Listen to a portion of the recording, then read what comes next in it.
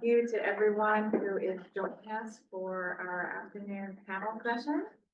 I would like to double check to make sure that everyone can hear me. So if someone could just give a thumbs up so that they can hear me okay. Sweet, thank you so much. So my name is Melissa Miller Henson. I'm the Executive Director of the California Fishing Game Commission, and I'm just going to do a brief introduction to what we're doing here today and introduce our first speaker, and then the rest of the panel discussion will be moderated by our president, Samantha Murray. So to begin, we're here today with a group of individuals who are from the Humboldt Bay area, or work in the Humboldt Bay area, and are familiar with the Humboldt Bay Offshore Wind Heavy Lift Multipurpose Marine Terminal Project, which is a project that our first speaker is going to talk about, that is being proposed by the Harbor District. We want to talk a little bit about its economic significance to the region, relationship to offshore wind energy development, potential impacts to other community interests such as tribal, commercial, aquaculture, environmental concerns, etc. And this is actually part 2 of a field trip that we started in August when the commission had a meeting up in Fortuna. And boat trip was had, everyone seemed to enjoy that, but we didn't get to do the second part, which was to come back then and talk about what people had seen. And so that's what we're going to do today. And our first speaker on this subject is Rob Holmlund, who is the Development Director from the Humboldt Bay Harbor Recreation and Conservation District. As the Development Director, otherwise known, he is the, I'm going to start over again. Rob Holmlund is the Development Director for the Humboldt Bay Port Authority, otherwise known as the Humboldt Bay Harbor Recreation and Conservation District. He was formerly the Community Development Director for the city of Eureka, and his professional background is in site development and urban planning in both private consulting and local government sectors. He is overseeing the development of the 180-acre heavy lift marine terminal project, explicitly designed to serve as the U.S. West Coast's first floating offshore wind manufacturing and vertical assembly facility. Mr. Holmlund's professional background is in site development, urban planning, environmental permitting, economic development, and public engagement. And Rob, thank you so much for being here with us today. I'm going to hand it over to you for the first presentation. Thank you. Can you confirm that you can hear me? We can hear you. Thank you. Great. All right. Well, thank you for having me with you today. I'm happy to share this information. I'm going to share my screen.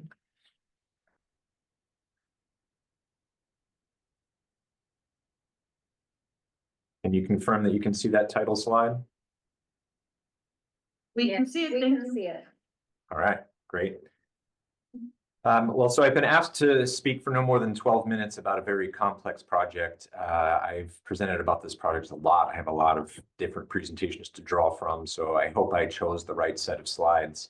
But if you ever need me to come back and present in more detail or about slightly different component of the project, I'm happy to come back as needed. To save time, I'm just going to dive straight into this. So I probably should have started with a bigger map of California. Hopefully you're familiar with the county of Humboldt. So this is a northern half of the county of Humboldt, and you've got Humboldt Bay down there. So that's Humboldt County. The Humboldt Bay Harbor Recreation Conservation District was created in the 1970s to oversee all of the development, recreation, conservation related activities in Humboldt Bay. The extent of our jurisdictional authority is the high tide line of Humboldt Bay. The state of California's border goes 3 miles offshore, beyond which is federal waters, out to 300 miles. We meet with a lot of tribes, and a lot of tribes have indicated that federal waters are also unceded tribal territory. For the purpose of this presentation, I'm going to refer to this as federal waters because the federal government just recently, 2 years ago, actually almost to the day, leased this multi-hundred square mile area off of the Humboldt coast to host wind farm energy production. That is the Humboldt offshore wind lease area. And the plan is for that to have wind turbines in that area that then transmit energy to shore. That wind area at its closest is 20 miles from the edge of the shore, so it is well outside of the jurisdiction of California, and it is definitely outside of the jurisdiction of the Humboldt Bay Harbor District. Our role in all of this is import assembly of offshore wind turbines in the bay. So if we zoom in there, this is an overlay of a map I will show you in a moment, and this is generally what our project is, where we will assemble all of the components of floating offshore wind turbines, where they will then be towed from this site out into the ocean. Zooming out and then zooming out again to go to the rest of the state, there's another lease area down in the southern part of the state off of Morro Bay.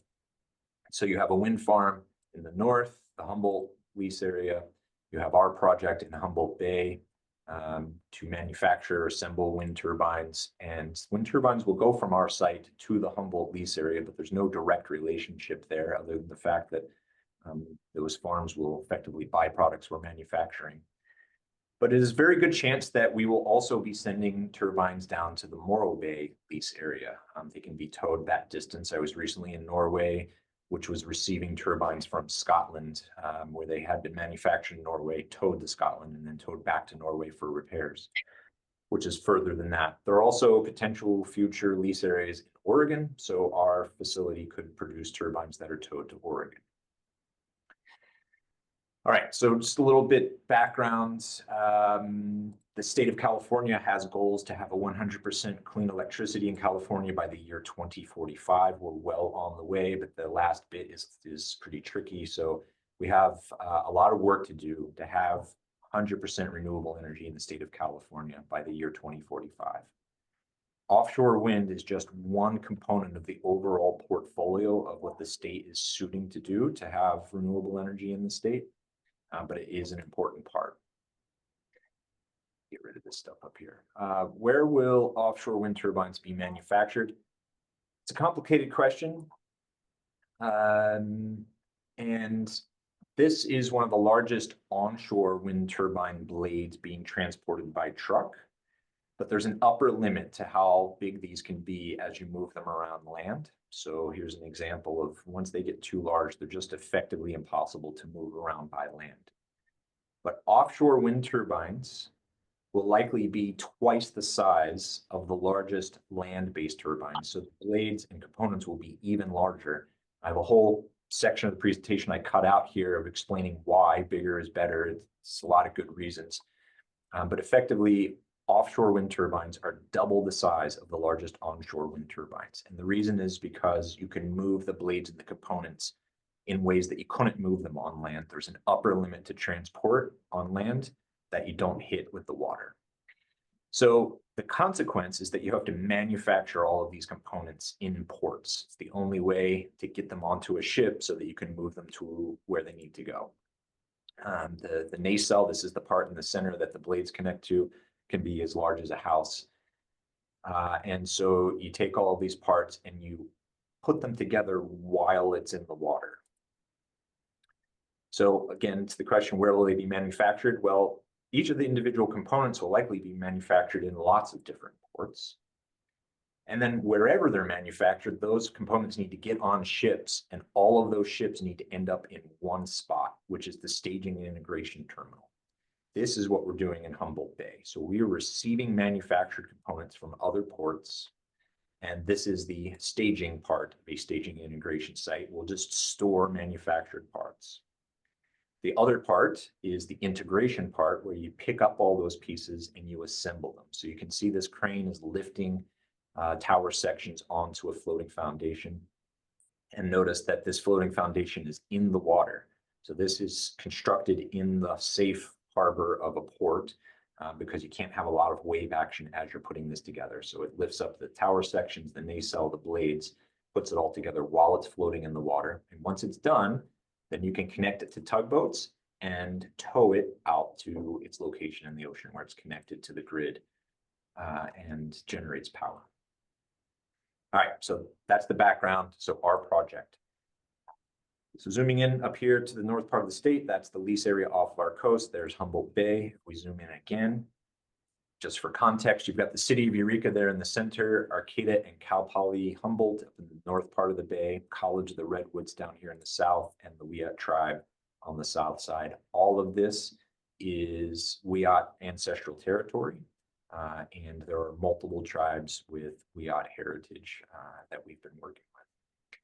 If we turn the map so that north is to the right and zoom in a little bit and then overlay this map on top of it, these teal areas are the federal navigation channels created by acts of Congress and physically created by the Army Corps of Engineers and maintained by the Army Corps of Engineers down to certain depths and widths.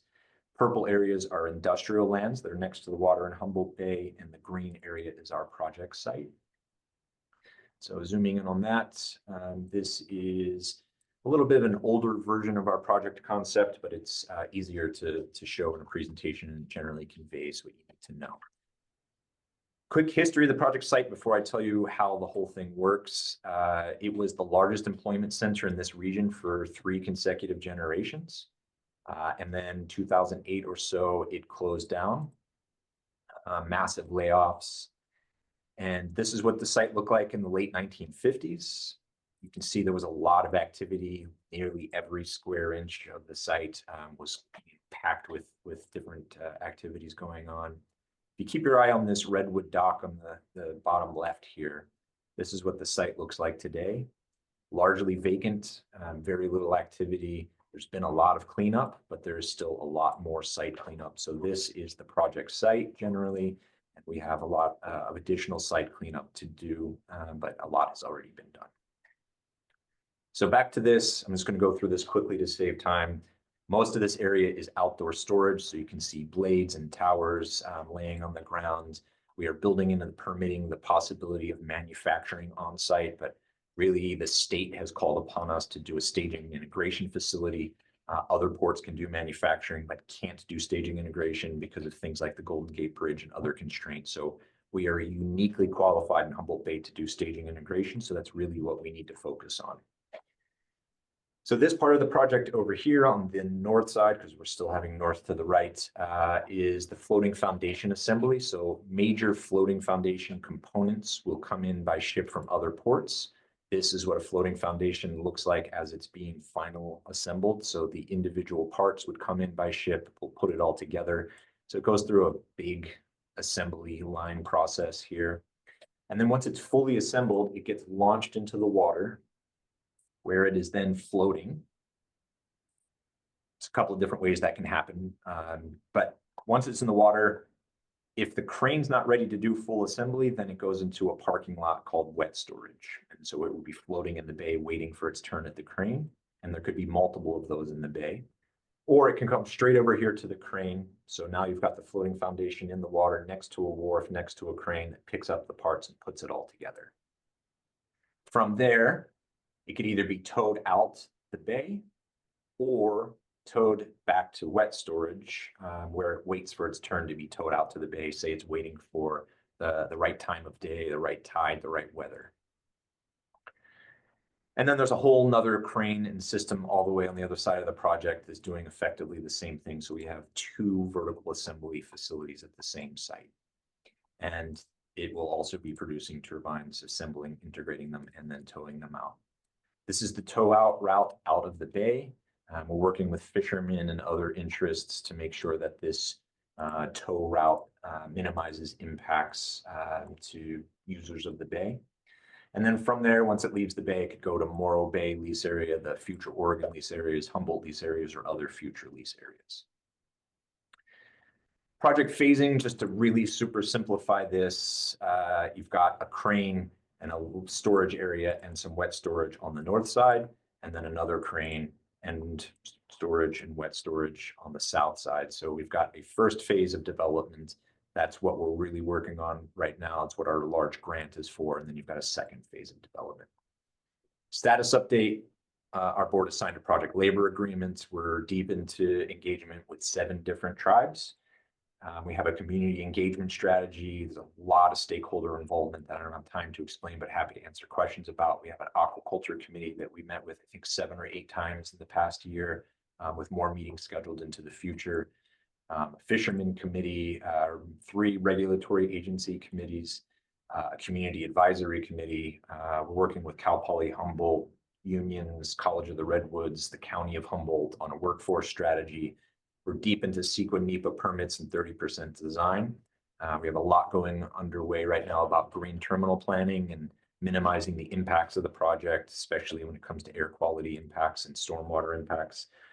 We built in a community benefit program. We have about $455 million in federal and state grants so far. The biggest one is from the federal government, the bulk of which goes to construction. But then there's also this list of 77 million additional dollars worth of projects that aren't directly for the project, but focused on benefiting the bay. So those are environmental restoration, a recreational trail for the neighborhood next door, an eco shoreline, on-site solar, etc. I can come back to that if you want to know more. We have a YouTube video with 2 one-hour videos that go into much greater detail. We have a project website where you can download and access, I think it's now 65 different technical studies from the project. We've got complete open books. Everything that we're preparing and studying is available to the public. And several upcoming meetings with different stakeholder groups, open public meetings, constantly looking for input and feedback. And if anybody wants to know more about the project, we encourage you to reach out to us directly. We are happy to engage with anyone that's interested in the project. Happy to answer questions. And unfortunately, my son has a music concert at 6, so I might have to step out a little bit early. Thanks very much, Rob. That was incredibly comprehensive and also succinct presentation, and really did a good job of setting the context of the project, you know, how it fits into the bigger goals for renewable energy in California, as well as really giving us an orientation of the site. I'm Samantha Murray, by the way. I'm the president of the Fish and Game Commission. For those who are tuned in to this panel, just to give you a sense of the structure. So we heard from Rob from the Harbor District to give us sort of an orientation. We have a series of several more presentations we're going to get, and then it sounds like we'll be doing questions at the end. But I did want to encourage folks, if you have questions, we do have a Q&A in the Zoom, and feel free to drop those questions that you have into that Q&A, and I'll sort of keep track of them and bundle them, and we can, if they don't get answered by subsequent presenters, we can make sure we come back to them at the end when we go to the full question and answer session. So thanks again, Rob, just for getting us set up. Our next presentation is going to be about 8 minutes, and it's with Cori Flannery, who's a senior environmental scientist supervisor with the statewide offshore renewable energy project for California Department of Fish and Wildlife. Her project focuses on environmental review and permitting of renewable energy projects within the marine region, including the California Endangered Species Act, consultation and issuance of incidental take permits, and CESA, California ESA Memoranda of Understanding, scientific collecting permits. Cori and her team engage with project proponents, stakeholders, consultants, and other agencies in pre-consultation during initial phases of offshore wind project planning and environmental document analysis, also conducting environmental review and CEQA NEPA compliance, and working with other state and federal agencies on mitigation and monitoring programs. She also represents the department at the Pacific Fishery Management Council's Habitat Committee, and she lives in Humboldt and is based out of their Eureka office. Those of you on the Fish and Game Commission recognize her from the boat trip that we went on. She was giving us a bit of a ad hoc presentation from the water on what we were seeing on our tour when we were on the boat. So this is a continuation of that. Cori, welcome, and Thank you. Yeah, thanks for being here and continuing the conversation. Yeah, happy to be here. Sounds like you guys can hear me. Great. Good afternoon, commissioners. My name is Cori Flannery. I supervise the California Department of Fish and Wildlife statewide offshore renewable energy project. As mentioned, our project is involved in environmental review and permitting of offshore wind projects in California. So that includes review of the lease areas, cable corridors, and development within the ports, such as the port of Humboldt Bay. And today I'll focus on, just our roles and responsibilities specific to this proposed development in Humboldt Bay for the Harbor District's offshore wind heavy lift marine terminal, which Rob just provided a great background on. Next slide, please. So CDFW has a few different roles in this project. One of our roles is as a trustee agency. We have jurisdiction over the conservation, protection, and management of wildlife, native plants, and the habitat necessary to maintain biologically sustainable populations. We are charged by law to provide our biological expertise during public agency environmental review efforts, such as for CEQA and NEPA documents, focusing specifically on projects and related activities that have the potential to adversely affect fish and wildlife resources. And in this role, we consult with lead and responsible agencies regarding impacts arising from project activities and then measures to avoid, minimize, or mitigate those impacts. So for the heavy lift marine terminal project, we provided public comments on the notice of preparation that was released by the Harbor District last year. We coordinate closely with the other regulatory agencies on their permits and participate in the Harbor District's various working groups to provide early consultation on anticipated project impacts and required mitigation. Marine resources in the project area that we have and will continue to provide our biological expertise on include impacts to sensitive habitats such as eelgrass and mudflats, fish, invertebrates, shorebirds, and waterfowl that rely on these habitats and occupy the project area. And we have staff from Region 1, our northern region, that are also involved in evaluating the terrestrial impacts from the marine terminal project. So impacts to wetlands and nesting birds and associated mitigation for those impacts.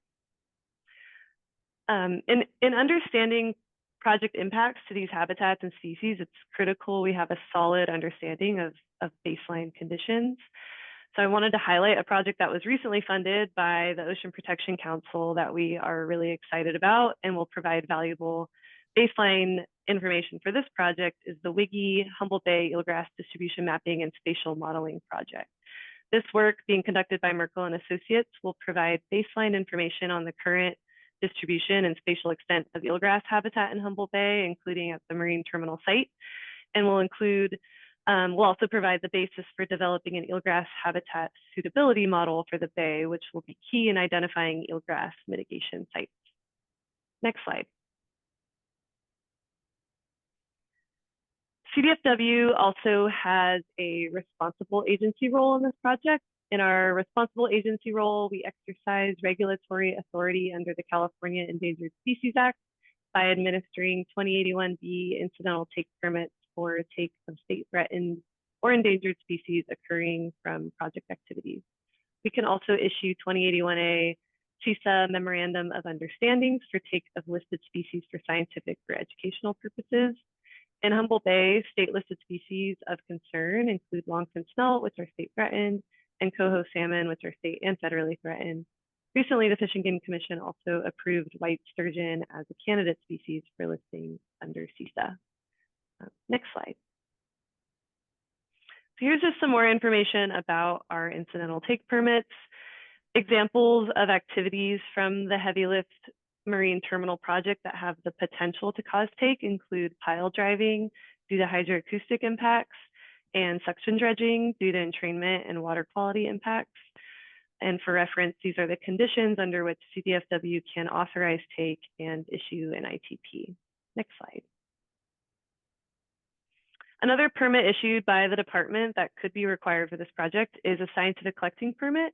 These are required from the department when scientific research will result in take of wildlife. So for example, if the Harbor District were to conduct a baseline biological monitoring study to characterize, say, the invertebrate or fish community at the project site, pre-construction or post, or to do so at like a mitigation site, post-habitat restoration. That would require an SCP for any specimens collected. And also a CISA MOU would be required if that study was expected to result in take of state listed species. SCPs are also required for collecting and transplanting eelgrass for eelgrass mitigation, which is anticipated for this project. Next slide, please. CDFW is also responsible for the sustainable management of state fisheries, potential impacts to state commercial and recreational fisheries from the Marine Terminal Development Project, in addition to turbines being towed in and out of the port, include vessel safety concerns, port usage and access, loss of fishing grounds, and direct impacts to species targeted. Staff at the department are currently working on better understanding these impacts. We are drafting a white paper that examines port usage by commercial fishing vessels, including commercial passenger fishing vessels in the Port of Humboldt Bay. And this analysis is intended to serve as a reference for agencies, fishing industry representatives, and developers when deciding upon a strategy to best avoid, minimize, and mitigate for potential impacts from increased port congestion related to offshore wind activities. Additional studies are definitely needed, such as an assessment of the expected increase in vessel traffic in the Port of Humboldt Bay from offshore wind activities, and an analysis of potential impacts from offshore wind facilities on recreational and commercial fisheries that target species within the bay. Next slide. Lastly, CDFW plays a key role in managing and regulating aquaculture in the state. The department convenes an aquaculture disease committee, which is a working group made up of department staff and experts in shellfish and aquatic health management, which aims to develop recommendations to safeguard Humboldt Bay biosecurity from the potential risk of new diseases. Potential impacts to aquaculture in Humboldt Bay from the Marine Terminal Project include increased vessel traffic, discharge of ballast and bilge water, and maintenance and decommissioning activities, potentially increasing the risk of introducing new diseases or species to Humboldt Bay, in addition to potential water quality impacts from dredging activities. Next slide. Thank you all for the time to speak today about the department's role and involvement in the Heavy Lift Marine Terminal project. As I mentioned earlier, we're also involved in a lot of other aspects of offshore wind in general, and happy to answer any questions during the panel discussion or through the chat. Thanks. Great. Thanks so much, Coriana. I appreciate it. Next up, we're going to hear from a series of folks from tribal representatives, fishermen, and environmental NGO representatives as well. First up, we have Heidi Moore. Excuse me? Oh, okay.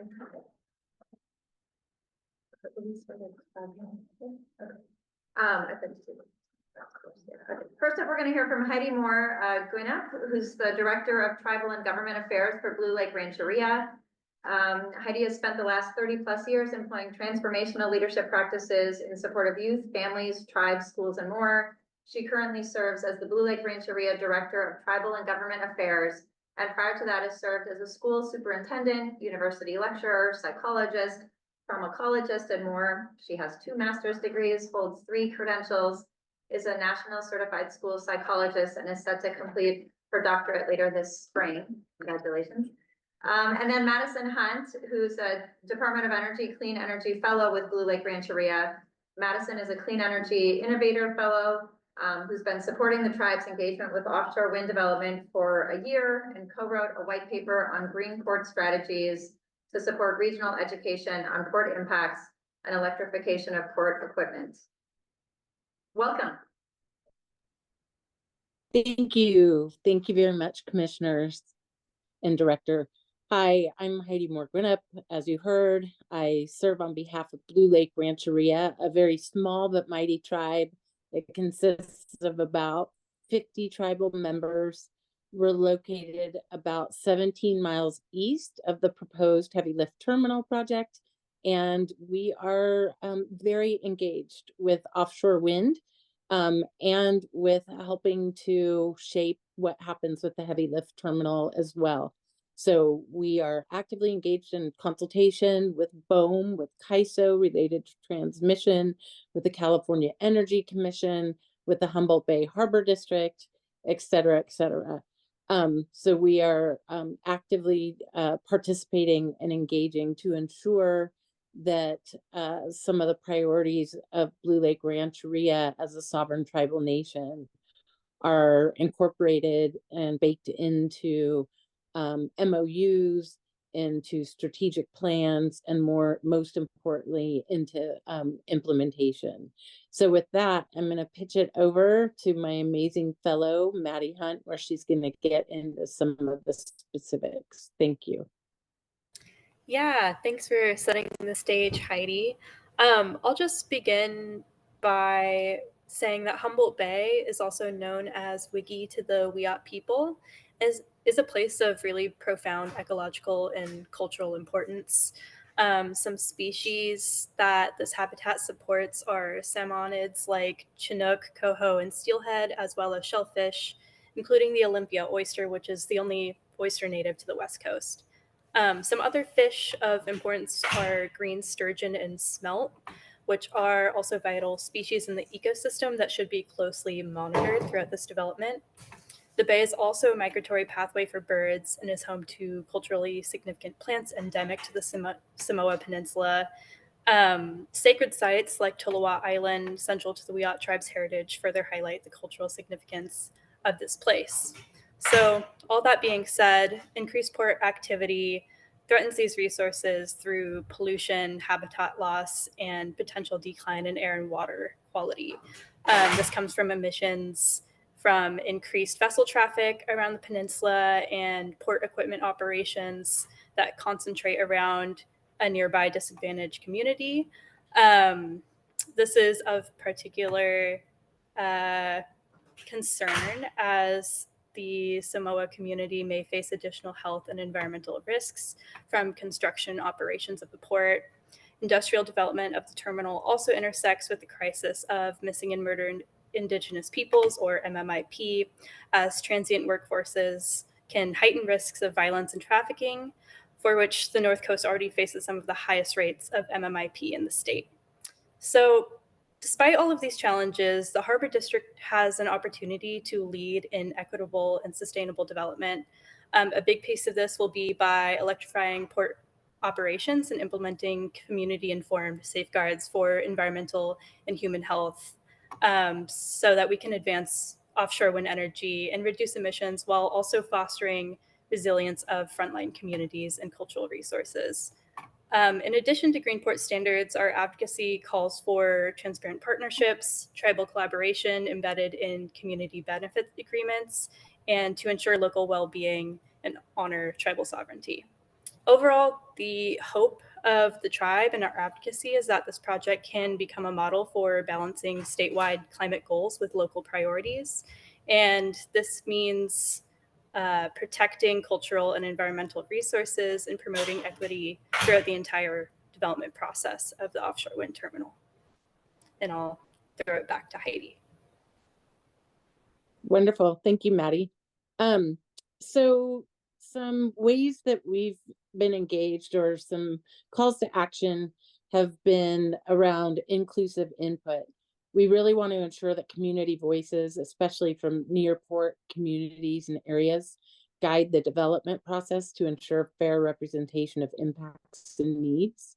Tribes and residents can advocate for protections for cultural, ecological, and health priorities, but we also recognize that advocacy comes at a cost to capacity.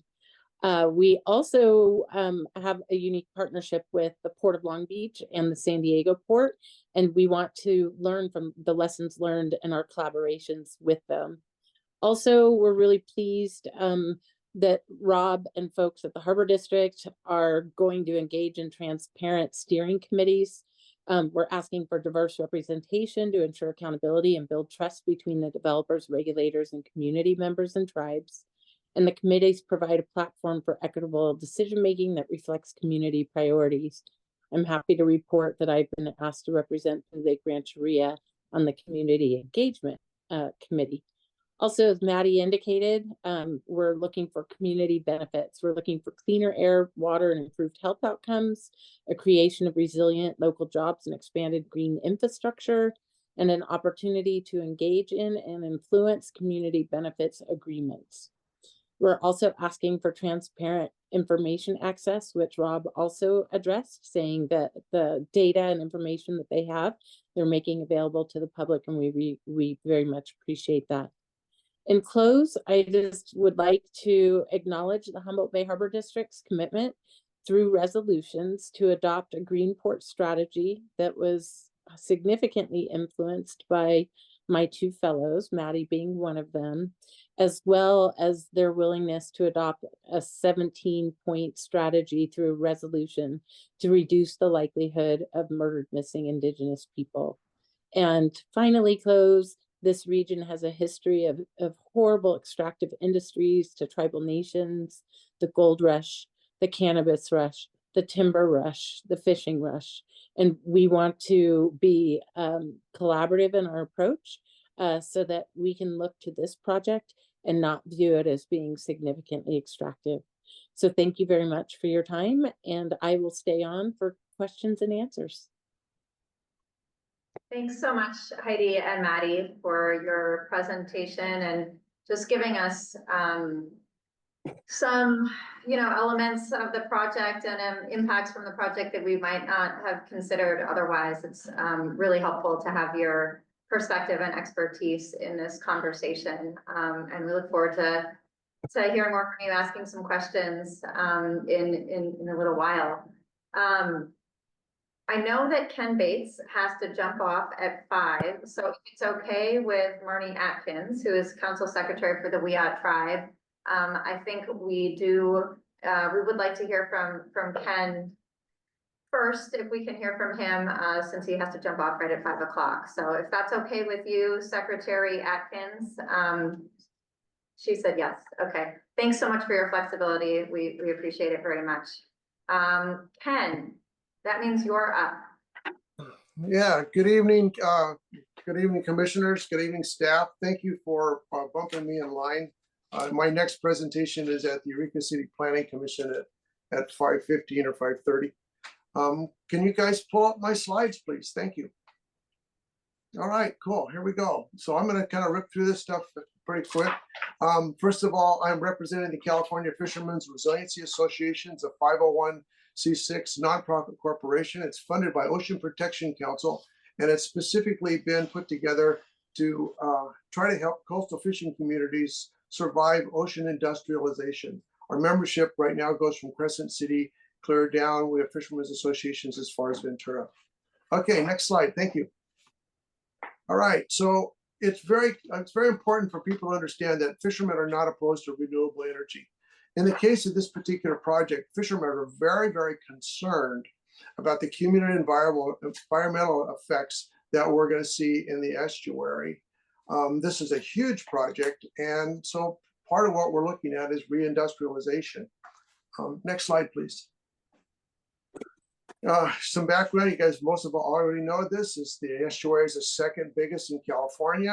At low tide, we've got 14 square miles of water surface, and at high tide, we got 25.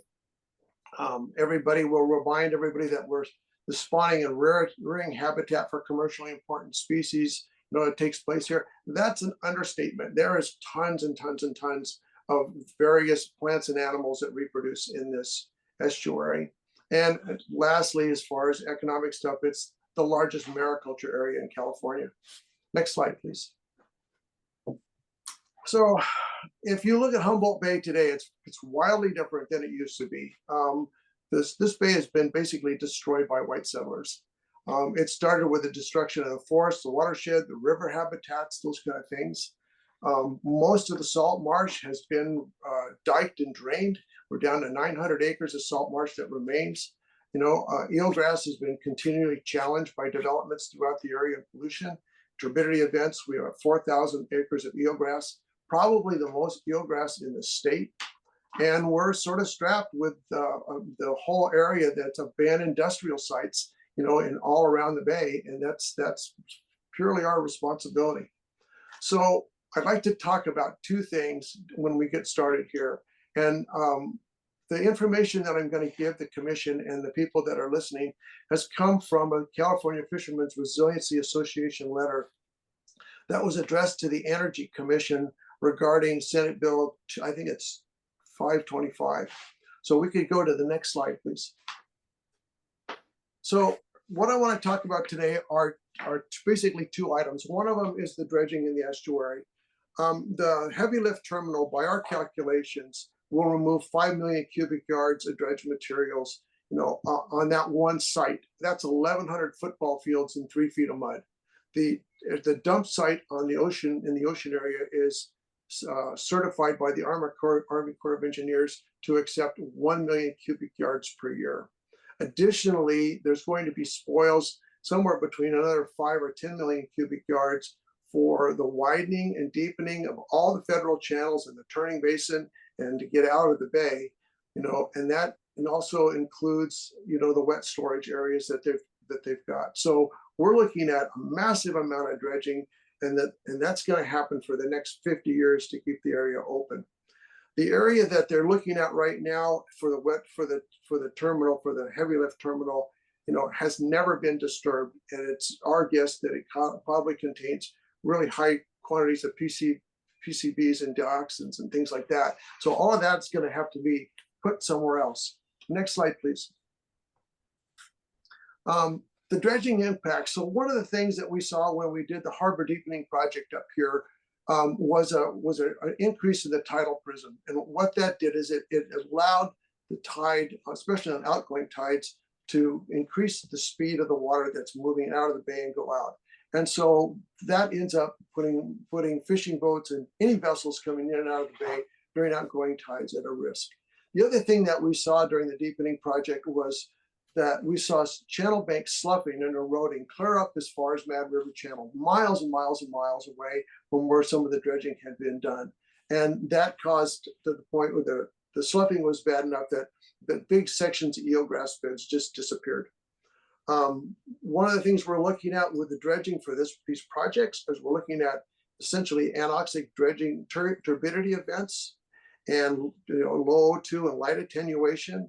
All of those things are going to affect every animal in the bay, and it's also going to affect the shellfish growers in the planned Nordic Aqua Farms mariculture facility. Next slide, please.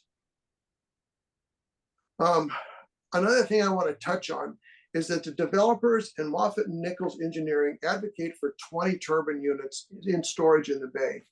An additional 2 400-foot by 400-foot assembly platforms and 2 400-foot barges that would be material barges.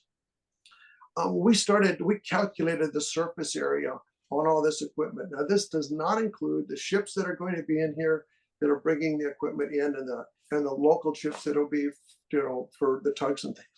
So what we're looking at here, if we looked at the turbines with a 300 by 300 by 300 foot waterline beam, which are the ones that they would initially talked about building, now they're talking about ones that are 400 feet.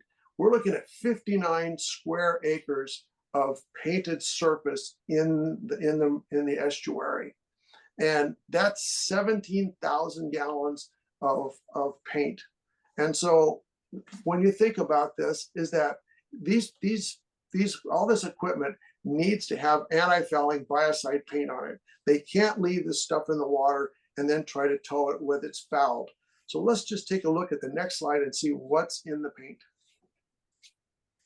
So these are some of the things that we see in anti-fouling paints. Tributyl tin is now illegal in most places in California. Only the Navy uses it, and it's used by foreign shipping. All of these things are toxic, and they're all going to leach into the water. Most of the anti-foulant paint is ablative, which means that it's made to wear away as the water presses across it. So it's constantly upgrading the toxic surface to keep fouling organisms from settling. So who gets this stuff? Next slide. So now we have to look at who's going to bioaccumulate all these chemical compounds. And using the Harbor District's partial list, they list 789 species of fish, birds, mollusks, and crustaceans. That's the number of species. That's not the number of animals. We're looking at essentially millions and millions of various animals in the bay that's going to be exposed to the chemical compounds, just the stuff that's coming off the things, the turbines that are in storage and the platforms. Next slide, please. Who else? So this is the other thing, is that who else gets to go ahead and enjoy some of the things that are going to end up in the water? And so what we think is that the bioaccumulation is going to just go through the entire food chain, and eventually it's going to end up in oysters, mussels, crabs, the farm fish, all the stuff that we have in the bay. And in the meantime, those chemicals are going to have really great effects on fish and invertebrate larvae. Next slide, please. So there's other impacts that we can't go into in this short format, but we're looking at about 12 or 21 acres of areas that are blocked, and shadowed, of sunlight onto the bay waters. That is a big issue with the Coastal Commission. We're looking at stormwater runoff from platforms, the turbines, light pollution. So the light pollution, they're right now planning on high mast lighting and basically using some of the available charts for visibility at sea. We expect that we'll be able to see these lights 19 miles offshore. There's a question of bird strikes by these stored turbine units when they're in the bay. And then the other thing that's coming up is that there's going to be the demolition and transmission of all the hazardous waste on these sites. That includes creosote timbers, but it also includes problem soils, things like that. Next slide, please.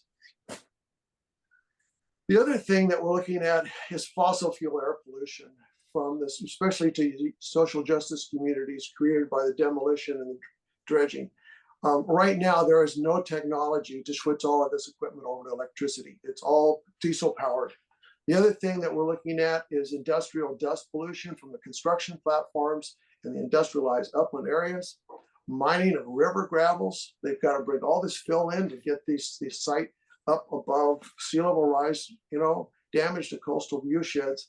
And the last thing, and this is something that I've struggled with as I've dealt with the Harbor District since it was formed in the early 70s, is the Harbor District is planning on downgrading protective environmental zoning language in the Humboldt area plan. And this is something that fishermen and environmentalists have dealt with the Harbor District again and again and again over the last 30 years. So, hey Ken, so sorry, but we have a few more presentations and we're gonna have to ask you to wrap. We're at the last slide. We're done. This is it. One more slide after this, we're finished. And this is a quote from Steve Scheiblower, the Alliance of Communities for Sustainable Fisheries. And so I appreciate the time today. Thank you for allowing me to jump ahead in the line. And I hope everything the rest of the day is informative. Thank you. Thanks very much, Ken. Appreciate it. Good luck with your next presentation. So our next speaker is Secretary Marnie Atkins from the Wiyot tribe. As we heard in the beginning of this panel, this is all being considered for Wiyot territory. And Marnie Atkins is from Northern California and is a citizen of the Wiyot tribe. She's worked in language revitalization for many years with her tribe as the cultural director and language program coordinator. She continues to work with her ancestral language as a student and community language worker advocate.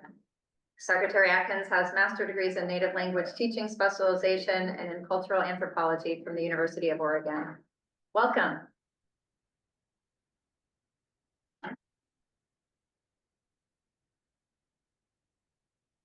Are you there, Marty? Muted. It sounds like it looks like you're muted, Marty. How about now? Yes, we can hear you. Thank you. Thank you for having me, commissioners. Hatwatlo Ritnuk Marnie Atkins, Yo Sul, Yo Wiyot, Jaro Gigi Dadadalish. My name is Marnie Atkins. I am a Wiyot person, and I am from Jaro Gigi, which is now known as Eureka, California. And Jaro Gigi means a place to rest. So my ancestors would canoe or hike or travel along Wigi, and we would pull in and rest if you're going north or south to visit or trade or whatever you were doing that day. I wanted to let you all know that I do serve my tribal community as the secretary on the Wiyot Tribes Tribal Council. The Tribal Council has designated me for all things pertaining to offshore wind. So I try my best to get to all the things that I can. I do work a full-time job and a part-time job, as well as serving my tribal community. So sometimes I am not able to participate as much as I'd like, or I have late nights. So that's how I am involved. And let's see, some of the impacts that we are concerned about. Well, first of all, I do need to also echo some of the other folks that have said this before me. We are not opposed to renewable energy. We are not opposed to recycling and reducing and reusing, not at all.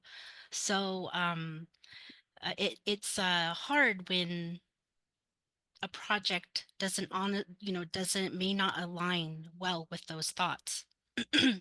So some of the impacts that we have within our community we're worried about is just being strapped for resources, really. Um, these could include things like access to social services and affordable housing, and police and fire safety, public safety, even schools will be impacted. It's already very expensive to live here, and if we increase, yeah, For 2025, I wish for good vibes and lasting friendships. is there somebody, was there a question? I think, yeah. Please go ahead, Marnie. Okay. We also want to ensure equitable workforce development. If these proposed projects do happen to come to fruition in our ancestral lands, we would like to see sustainable workforce development, not just a one and done simply because the industry is here. We do also want to protect our folks from becoming another statistic of missing and murdered of Indigenous people. We think that one of the significant impacts on Wigee is that heavy lift marine terminal. If it's built, not only will it impact Wigee, it will also impact the sacred and ceremonial site Dolawat that was sacred and ceremonial before the massacre in 1860. It is a place where we return to create ceremony and prayer and our high dance. And the only reason we stopped was because we were segregated, forcibly removed from continuing our ceremony. We're worried about the impact on the plants and animals that live in Wigee and the ocean shore. And we ask ourselves, how can we develop this industry while protecting the animals, plants, and people who utilize them every day? In my lifetime alone, I've observed the erosion due to riprap rocks that were placed in Wigee and around it and around the mouth by the Army Corps of Engineers years ago. In addition to the dredging, again, I have seen the impacts because one of our very important traditional fishing sites where there was natural fresh water bubbling up from the ground has now been inundated due to the dredging and the Army Corps riprap, and now we can no longer access it, as well as sea level rise. We mentioned earlier, somebody mentioned earlier the commercial and recreational fisher people, and I'd like to put in the subsistence fishing and gathering peoples. I've been taught by one of my expert tribal gatherers that the lane being proposed for wet storage is was one of the best halibut fishing sites, and within their lifetime they have noticed a decline in halibut already from boating activities. Imagine what would happen if the installation of wet storage happens and the increase in shipping traffic happens. We hope that through our concerns can be addressed through the meaningful consultative processes such as AB 52, CEQA, NEPA, and the like. We also come to the table during community benefits agreements, whether it's it's tribal or whether it's our neighbors who live in our ancestral lands now. We want to be sure that everyone's taken care of because we all live here now. For myself, I expect my concerns to be addressed as well by the residents of the state of California and the world. As a populace here and around the world, we have created this climate crisis. This means we can change it by reducing our consumption, by advocating our tribal, state, and federal leaders to look at sustainable ways to reduce consumption of energy and resources, find ways to recycle, ensure that corporations and businesses are using sustainable materials that are not harmful to the environment, that we do not fall prey to the next best industry that we think will save ourselves. Think industries such as coal, natural gas, hydroelectric, and nuclear. Those were all touted as something that we will, don't worry, it'll benefit us. I expect the state of California to not just build more infrastructure for what they think is the next best industry so that we can consume more. I expect the state and the population in California to reduce consumption because if people are asking once again to break our backs for an industry to come into our ancestral lands and impact Wiki, Shu'ur, the ocean, and all of the plants and animals and humans that rely on the ocean and Wiki, I want something in return. I want consumption reduced, and that is not necessarily in the rhetoric that is being talked about when people give presentations, and I want that to come higher up on the list. I think the commission should follow the free, prior, and informed consent documents created by the UN in cultural survival. This means consulting early, often, and thoroughly while knowing that consultation does not indicate support or disapproval of the proposed projects. All consultations should be in good faith. Further, state and federal organizations should understand that many tribes have limited resources to consult, yet they are still required to ensure that their voices are heard and they are part of the discussions. Finally, if funding can be made available to support tribes' consultation efforts on these proposed projects, that would be a significant factor in ensuring that we, the Wiyot people, the Wiyot tribe, are able to give meaningful and comprehensive input on these proposed projects. I can say, for example, that I have not had equal access to some of the committees and that have been formed or advisory committees and things like that. So I don't know what's happening there. My voice as a Wiyot person is not being at the table. Unless there's another Wiyot representative that I don't know about, I know that as a Wiyot person, I'm not being heard. I'd like to be able to continue to protect the animals and plants and the plants that the animals eat. I know that they are threatened and in decline and nearly extinct, and it's the responsibility of the commission to ensure that we protect and take and caretake these species. Wiyot people have been in reciprocal relationship with our ancestral lands since time immemorial and through informed generational observational scientific knowledge. Some people call this traditional ecological knowledge. We know who is in danger, threatened, and or nearly extinct. Let's work together to ensure meaningful consultation to long-lasting support for our animals, plants, waters, air, and land. These are not all of my thoughts. These are just some, again, due to time constrictions, but thank you so much for listening, and I appreciate the opportunity. Thanks very much, Secretary Atkins. So our next speaker is from Hog Island. Terry Sawyer is going to be next, and let me just pull up Terry's bio. Terry joined Hog Island Oyster Company in 1988 after a childhood exploring Florida's many bays and estuaries. Terry had headed west to California to attend UC Santa Cruz. While pursuing his degree in marine biology and ecosystems, he began working at the Monterey Bay Aquarium, specializing in marine animal husbandry. The experience and expertise Terry gained there in creating healthy marine habitat were critically important at Hog Island. Keeping a steady supply of shellfish ready to go to market is not a simple or easy task. Seasonal rains flood into bays, bringing with them runoff from neighboring agricultural lands, often halting harvests. To solve this problem, Terry devised an innovative series of wet storage tanks used for holding oysters that are harvested before the rains, thus ensuring a steady supply. So he's vice president and co-founder of Hog Island Oyster Company. Welcome, Terry. Thank you, Samantha. Can you hear me? We can hear you. All right, very good. Well, welcome. Thank you for welcoming me. I'm really appreciating what has been presented by Marnie, Ken, and Rob before me.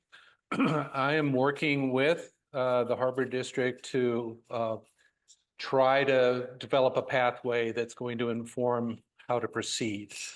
One of the, I'll give you a little background about Hog Island. We've got 5 restaurants. We've got, we're started in Tamales Bay. We're primarily in the Bay Area, and now we're in Humboldt Bay.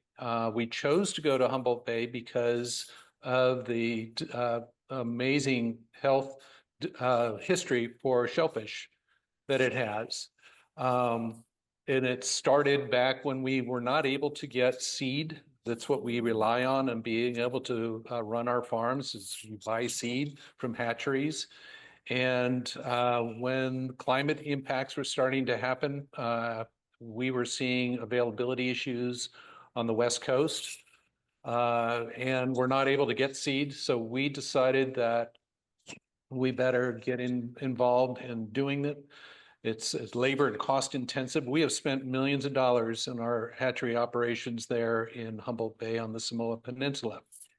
Right now, we've got about, when I say seed, these are very small oysters that we will plant in our farms. And we not only produce for ourselves, we produce for operations, shellfish operations that include California, Oregon, Washington, Alaska, and even working with other producers in Humboldt Bay, Hawaii. My point, Humboldt Bay is essential as a location on a very important triangle in the Pacific Ocean on supporting West Coast production for aquaculture species, and in this case, primarily shellfish. We also collaborate with the production of seaweed, and we're always looking for ways to try to remain resilient. I want to just point out the fact that we totally understand the motivation to utilize alternative energy to reduce carbon emissions. It's ironic that we find ourselves being potential victims of this development. And that's kind of putting it bluntly. But, you know, the fact is we are growing organisms that are dependent on being able to build shells out of what's in solution in the seawater. And with the industrial era, we've produced enough carbon that we're producing a pH impact on world oceans. So I am definitely supportive of looking at alternative energies, but we have concerns. It is not quite as simple as it is being presented. We are working with the Harbor District, but I still want to be heard here, and I hopefully educate the commission on what the concerns are that we have specifically. This heavy lift terminal is within a couple of 100 yards of our hatchery facility. Probably the primary component is, as I mentioned before, that there's a high health history for Humboldt Bay. Biosecurity is a huge issue.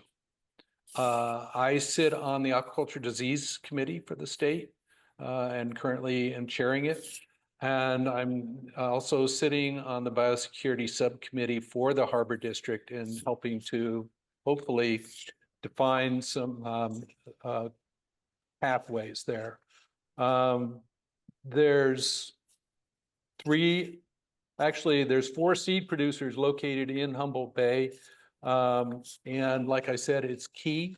I want to make sure that the threads are connected to ballast and bilge waters and vessel hull fouling. The terminal in Humboldt Bay will obviously increase ship traffic, as Rob showed.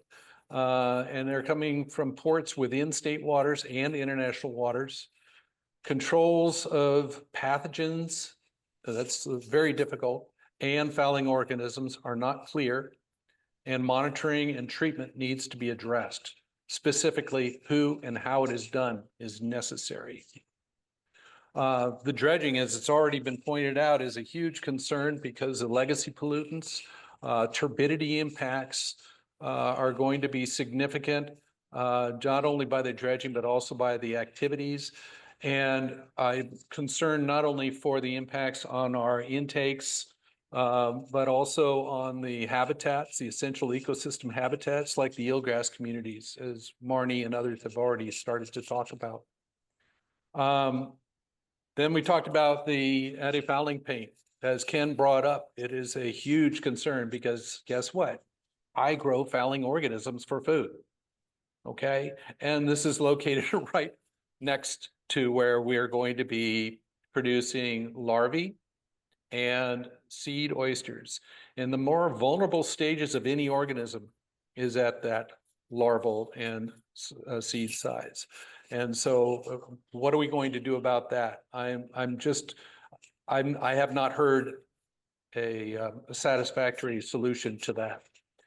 I want to reiterate, we at Hog Island support alternative energy and alternative energy production, but we're also a strong support of scientific expertise objectively determining impacts and implementing risk reduction.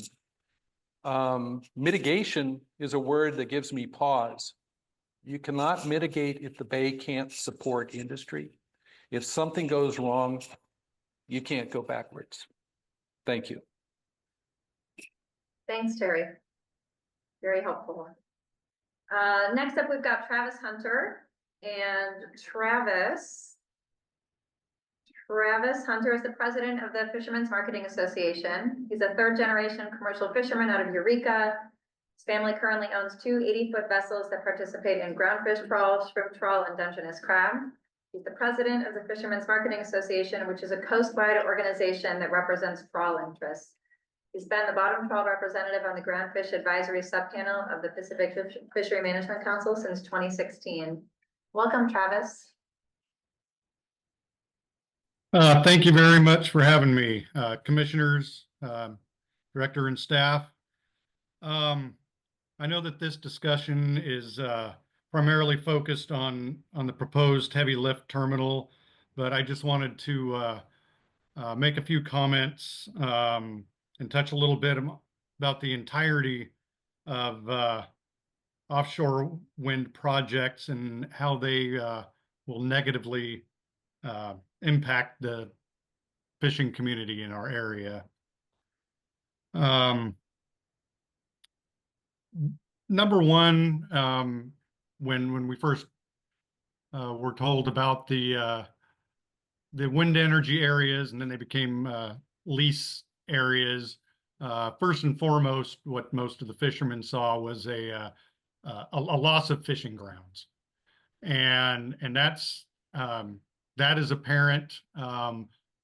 Most of the fisheries and gear types, will, even though there may not be any developer imposed restrictions on fishing in or around these lease areas and the wind farms, most of these fisheries won't be able to, just because of the way the cabling, the anchoring, and it'd just be a hazard to most fisheries to do so. So first and foremost, in the wind energy areas themselves, there will be a loss of fishing grounds, which will, and these are right offshore of Humboldt Bay. During the early process with the Bureau of Energy, Ocean Energy Management, the fishermen, voiced their concerns, commented, and it seems that BOEM didn't really listen to us and said that, fishing impacts were minimal.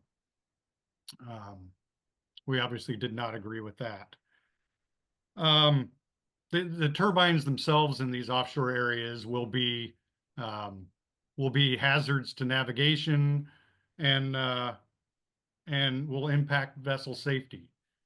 Shoreward of these wind energy areas, we'll have the transmission lines.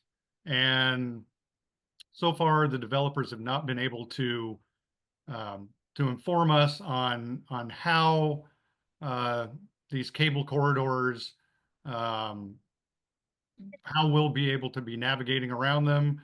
I have some experience with fiber optic cable companies, and the cable companies and the fishermen worked very hard and side by side on making sure that that there was proper burial, which is beneficial to both sides.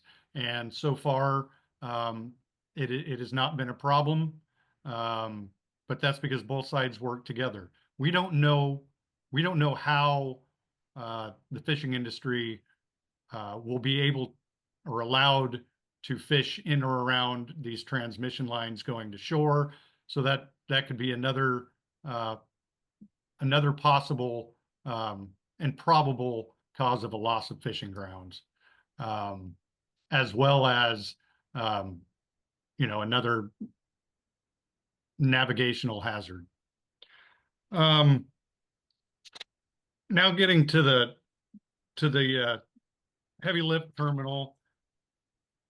If the assembly of these wind farm turbines, happens in Humboldt Bay, the increased traffic in the harbor will be not potentially big, but it will be a safety risk, a hazard to navigation, and prohibit fishing opportunities by limiting the transit of the fleet. The Humboldt Bay Bar is, as people know who have crossed it, is a very hazardous bar, and more often than not, vessels are required to ingress and egress on the tides.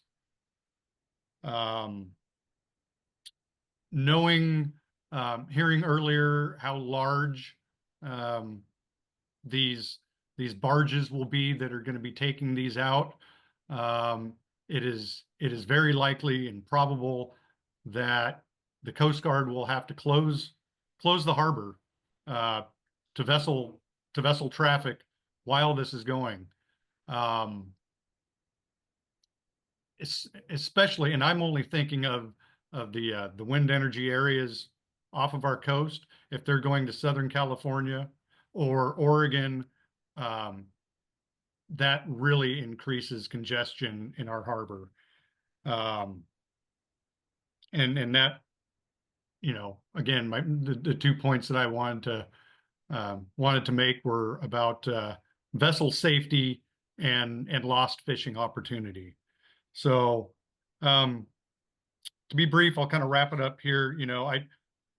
I don't want to see the fishing industry in our area or any area displaced by another industry, which is exactly what's going to happen if these offshore developments are allowed to occur. So I thank you for the time to speak, and I look forward to hearing the other presentations.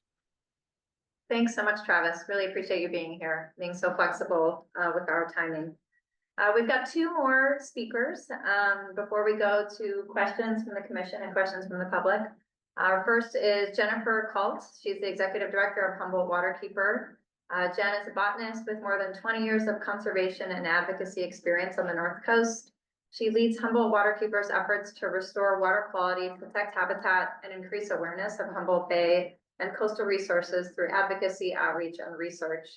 She's led the development of a database of contaminated sites most vulnerable to rising sea level and groundwater, as well as 2 California EPA-funded studies on mercury levels in local fish and shellfish.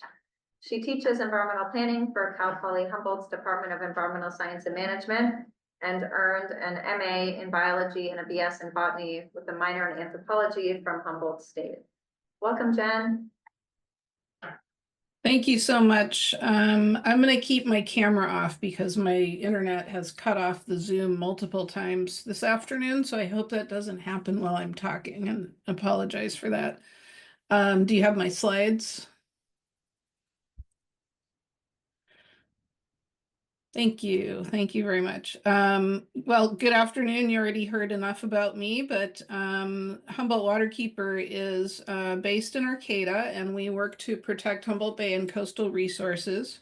We're a member of the California Coastkeeper Alliance and the International Waterkeeper Alliance. Thank you so much for inviting me to speak today.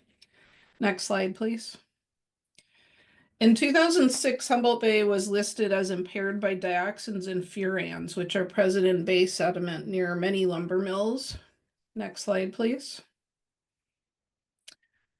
Dioxins are widely known as components of Agent Orange, and they also form during combustion and industrial processes. Next.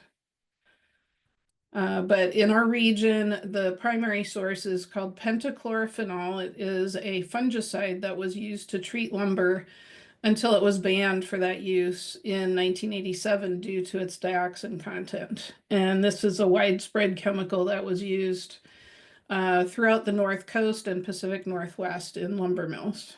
Next, please. Dioxins and furans are chlorinated compounds that are classified by US EPA as persistent organic pollutants. We focus on them because they're some of the most toxic, long-lasting chemicals ever manufactured. People who eat fish and shellfish from Humboldt Bay or Wiggy are exposed to dioxins, as are fish-eating wildlife such as raptors and marine mammals. Next slide, please. Humboldt Waterkeeper's work includes mapping contaminated sites and dioxin sampling results in the region. And you can see here a screenshot from our database. The red sites are all known dioxin sites. The pink are suspected and the blue are potential dioxin sites. Next, please. The proposed offshore wind heavy lift terminal site in Samoa is a former lumber mill dock right across the channel from Tuluwat, which Marnie talked about. You can see here the biggest island in Humboldt Bay and a very sacred site to the Wiyot tribe. Next. This is a view of that dock at the arrow when it was the Hammond Lumber Mill, which at the time was the second largest producer of lumber in Humboldt County. Next slide, please. This section of the Samoa waterfront was dominated by lumber mills and plywood mills and also a cogeneration plant throughout the 20th century. These mills in the red and pink areas here on the screen likely used the pentachlorophenol or PCP across these entire sites. And then to the south are the pulp mills, former pulp mills. Next slide, please. The orange dots here are dioxin sampling results, and there are 2 dioxin hotspots on the north and south ends of this site. But as you can see, there's been very little sampling done, although there is likely widespread contamination in between those sites. Next slide. We collected a grab sample from the area shown by the red arrow where groundwater discharges into the bay from one of those dioxin hotspots. Next slide, please. We tested this black material that you can see oozing into the bay during a low tide, and we found high levels of dioxins as well as metals and petroleum hydrocarbons in that material. Next slide. The arrow is pointing at the spot where that stuff is oozing out of the bay, the shoreline there. And this you can see is a view of the dock and that site at low tide. And you can imagine that these chemicals are likely being carried off into the bay in these small channels that you can see at low tide. The area proposed for dredging around the dock and the future heavy lift terminal site will need to be thoroughly sampled in advance, both to identify dredge spoil locations and also to determine whether there could be harmful impacts related to stirring up contaminants, as Terry Sawyer spoke about, being concerned about. So the whole area, the upland part of the site, will also need to be examined, and the Harbor District received a $500,000 EPA Brownfields grant to do that about a year and a half ago, but the sampling has not yet begun. So the site has a lot of studies that need to be done before we can decide what sort of cleanup needs to take place there.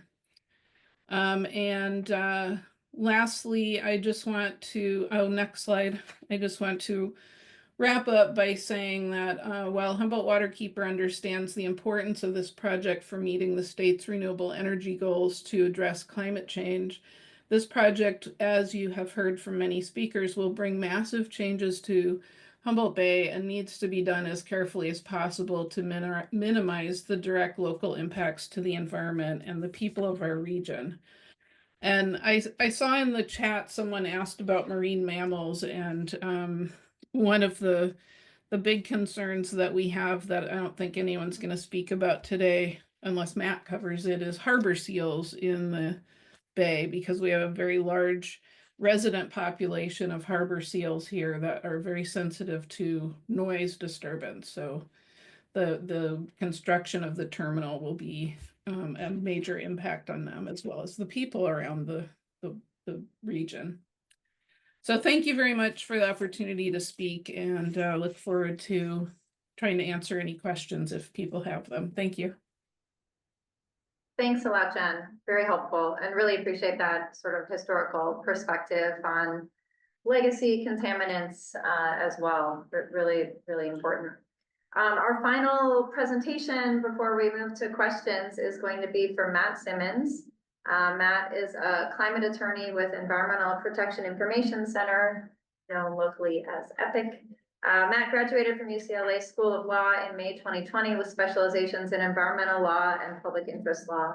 While there, Matt served as president of the Environmental Law Society, participated in the Frank G. Wells Environmental Law Clinic, and completed a summer internship at Natural Resources Defense Council.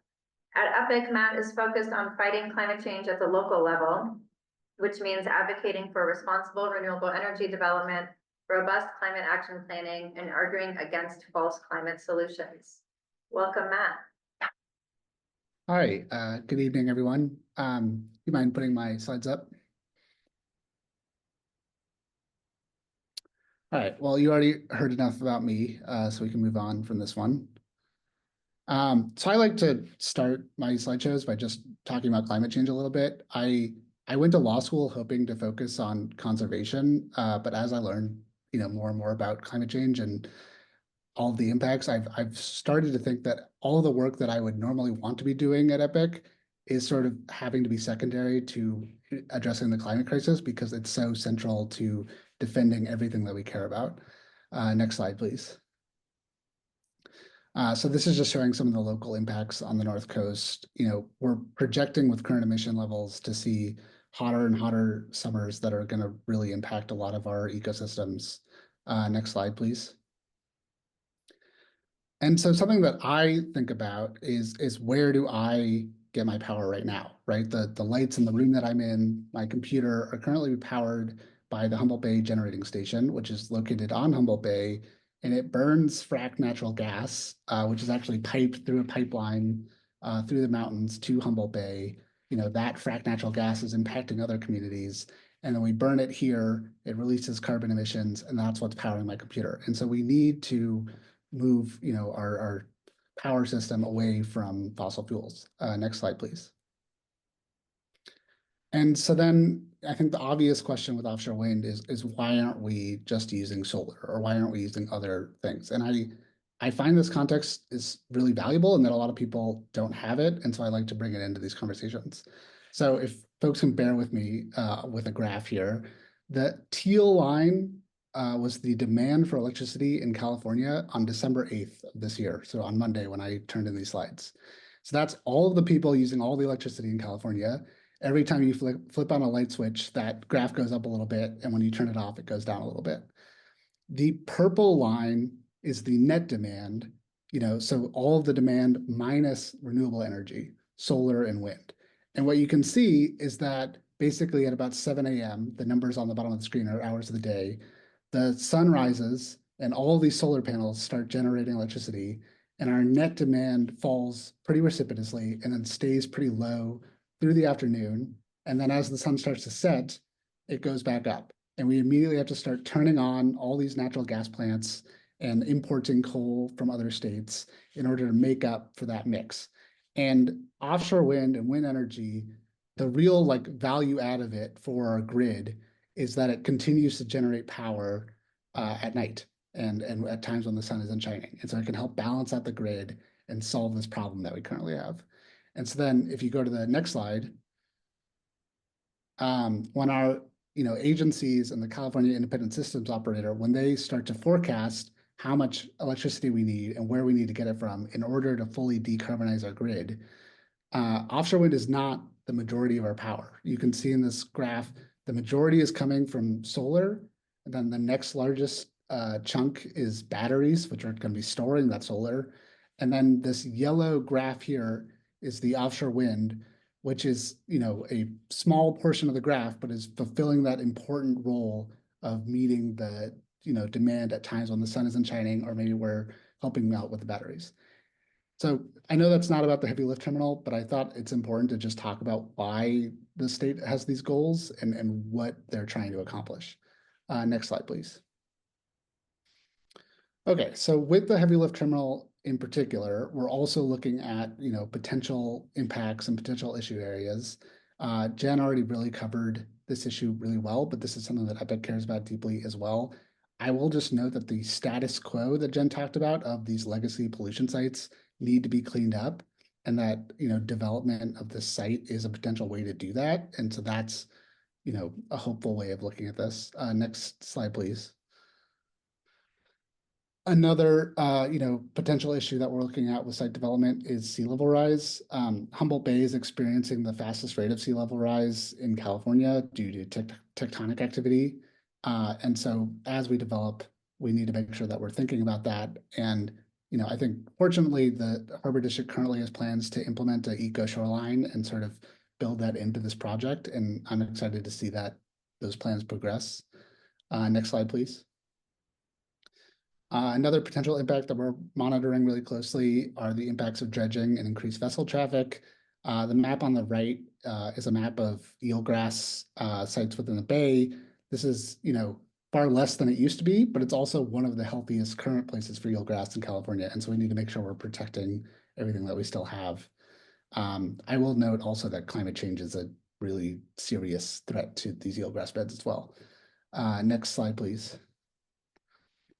Another impact that we're monitoring are noise impacts. So in order to build a heavy lift terminal, you have to do pile driving, and that is going to be very loud and will have impacts to nearby communities and animals, including our marine mammals in the bay. So there, I talked about it, Jen.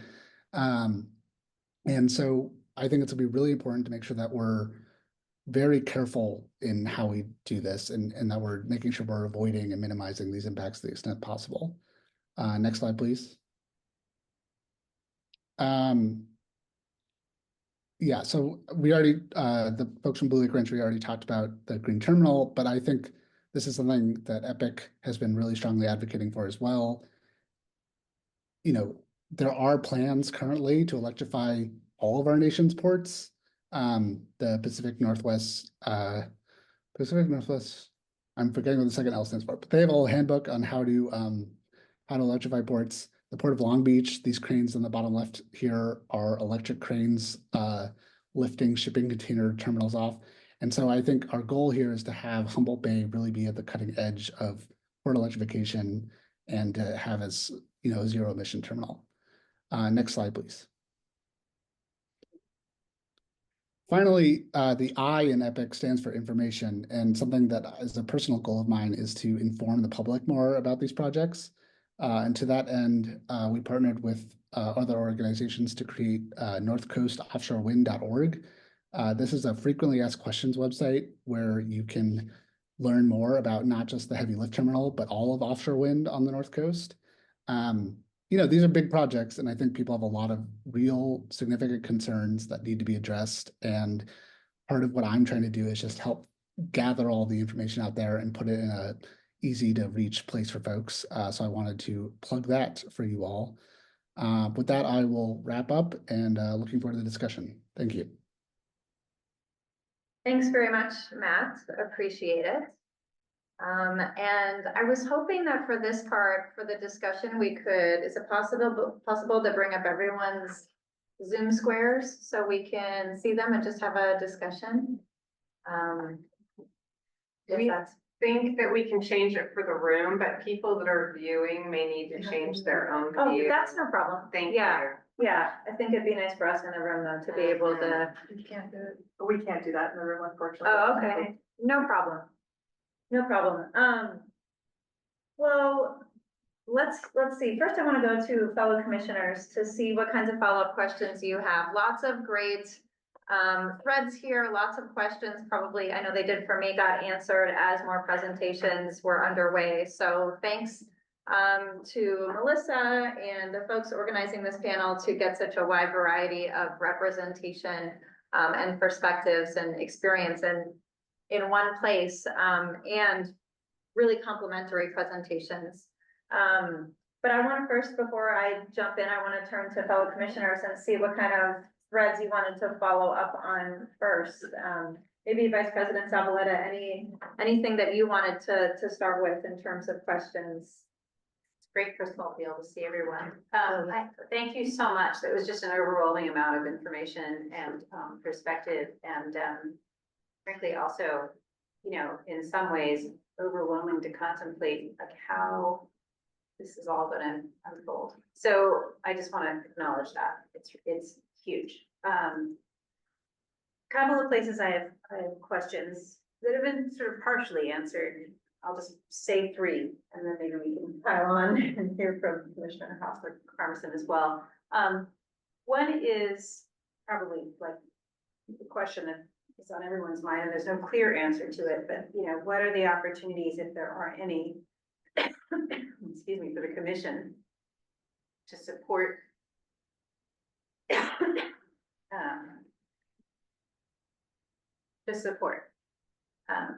and Cori, you outlined some of the sort of the ways the department is supporting on the wildlife side. I think I might have to pass it off to you, Jackie, so I have coffee. Yeah, I mean, I think I know where we're going. Yeah, we heard some of the ways that the department can engage, with protected species, incidental take permits, things like that, but didn't hear specifically how we at the Fish and Game Commission can actually engage. We're not a lead agency. Yeah. We are not, we're not BOEM, we're not the State Lands Commission, we're not the Coastal Commission, so we're not in charge of giving out any permits for either the offshore wind or for the activities happening with the terminal onshore. So would love to hear from folks on the call, how you think that we on the commission can be helpful, given we don't have that sort of concrete direct role. And I guess first, maybe I will go to Cori, because we are with the department and you probably have thought about this a bit. Yeah, I don't have a great answer. I'm not sure, like you mentioned, there isn't like a regulatory role, right, of the Fish and Game Commission in this type of project. I think at this stage, just making sure we're keeping the Fish and Game Commission informed on our involvement and like the project status is the best I can think of right now, as just keeping you all engaged. I wish I had a better answer on like the actual role, but that's where I see us, just continuing to have dialogue and keeping the Fish and Game Commission informed on the project. Great, thanks, Cori. I don't, if you have a other answer to that, maybe you could just unmute yourself. I don't know if the tribal representatives, Secretary Atkins or Heidi, if you have ideas on that either. But, you know, we're here having this panel because we're interested, even though we don't have a direct role. So would love to know how we can support you. I see that Heidi, you've unmuted yourself. Hi, I mean, I think you have a lot of influence with other state regulatory agencies. And so being an advocate, kind of uplifting some of the themes that you've heard today in your conversations, whether formal or informal, with those that do have more regulatory jurisdiction would be greatly appreciated.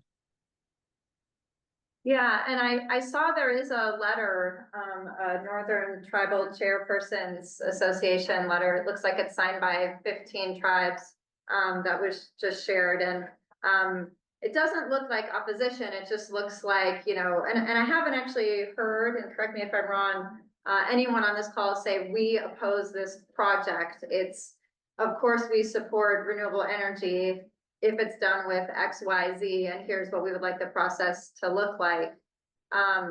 Do I have that right? Has anybody locally actually come out opposing the project?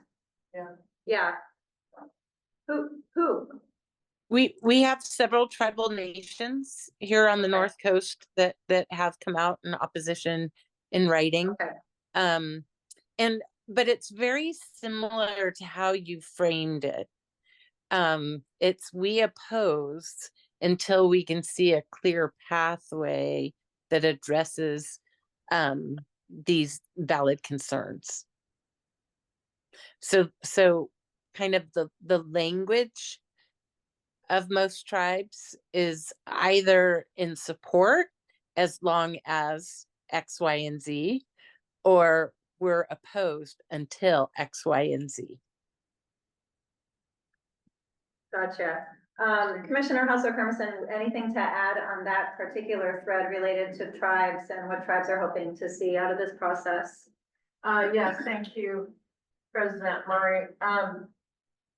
I am here as a commissioner today, and most of you know that I wear a tribal hat as the CEO for Trinidad Rancheria.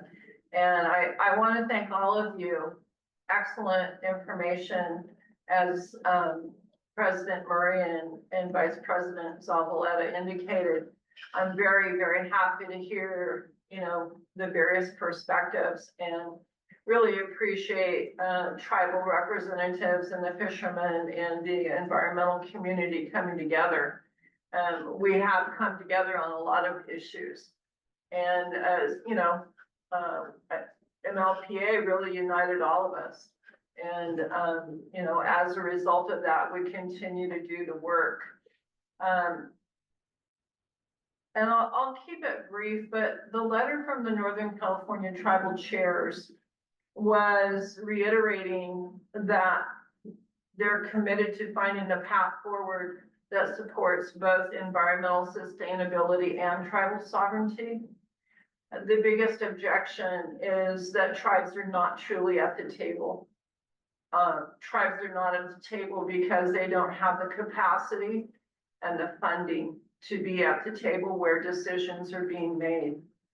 Those decisions are being made at a federal and a state level, and tribes should be in that framework of governments. So we requested government-to-government consultation with BOEM and met with them in Ventura last month. And we're looking forward to a meeting with state officials coming up in the new year. But if anyone is interested in receiving that letter, it is a public document. There was one tribe that did abstain from the vote, but the Northern California Tribal Chairs is made up of 15 tribes, and this had a majority of support. And we work closely with Rob. He knows Trinidad Rancheria's position on it, and there were 5 tribes, I believe, that opposed, as Heidi indicated, with the caveats in their resolutions, you know, making sure to say, we realize this is going to happen. We know our climate, our world is, you know, rapidly getting hotter. We want to reduce the carbon footprint, but what we're seeing so far does not take into consideration everything that you all have brought up today. So I won't repeat all of that, but, yeah, the letter is a public document, and, Northern California tribal chairs are happy to share that. Great. Thanks, Jackie. And it looks like Jen does have her hand up. We can't see her Zoom square, but I see that Jen does have her hand up. Jen.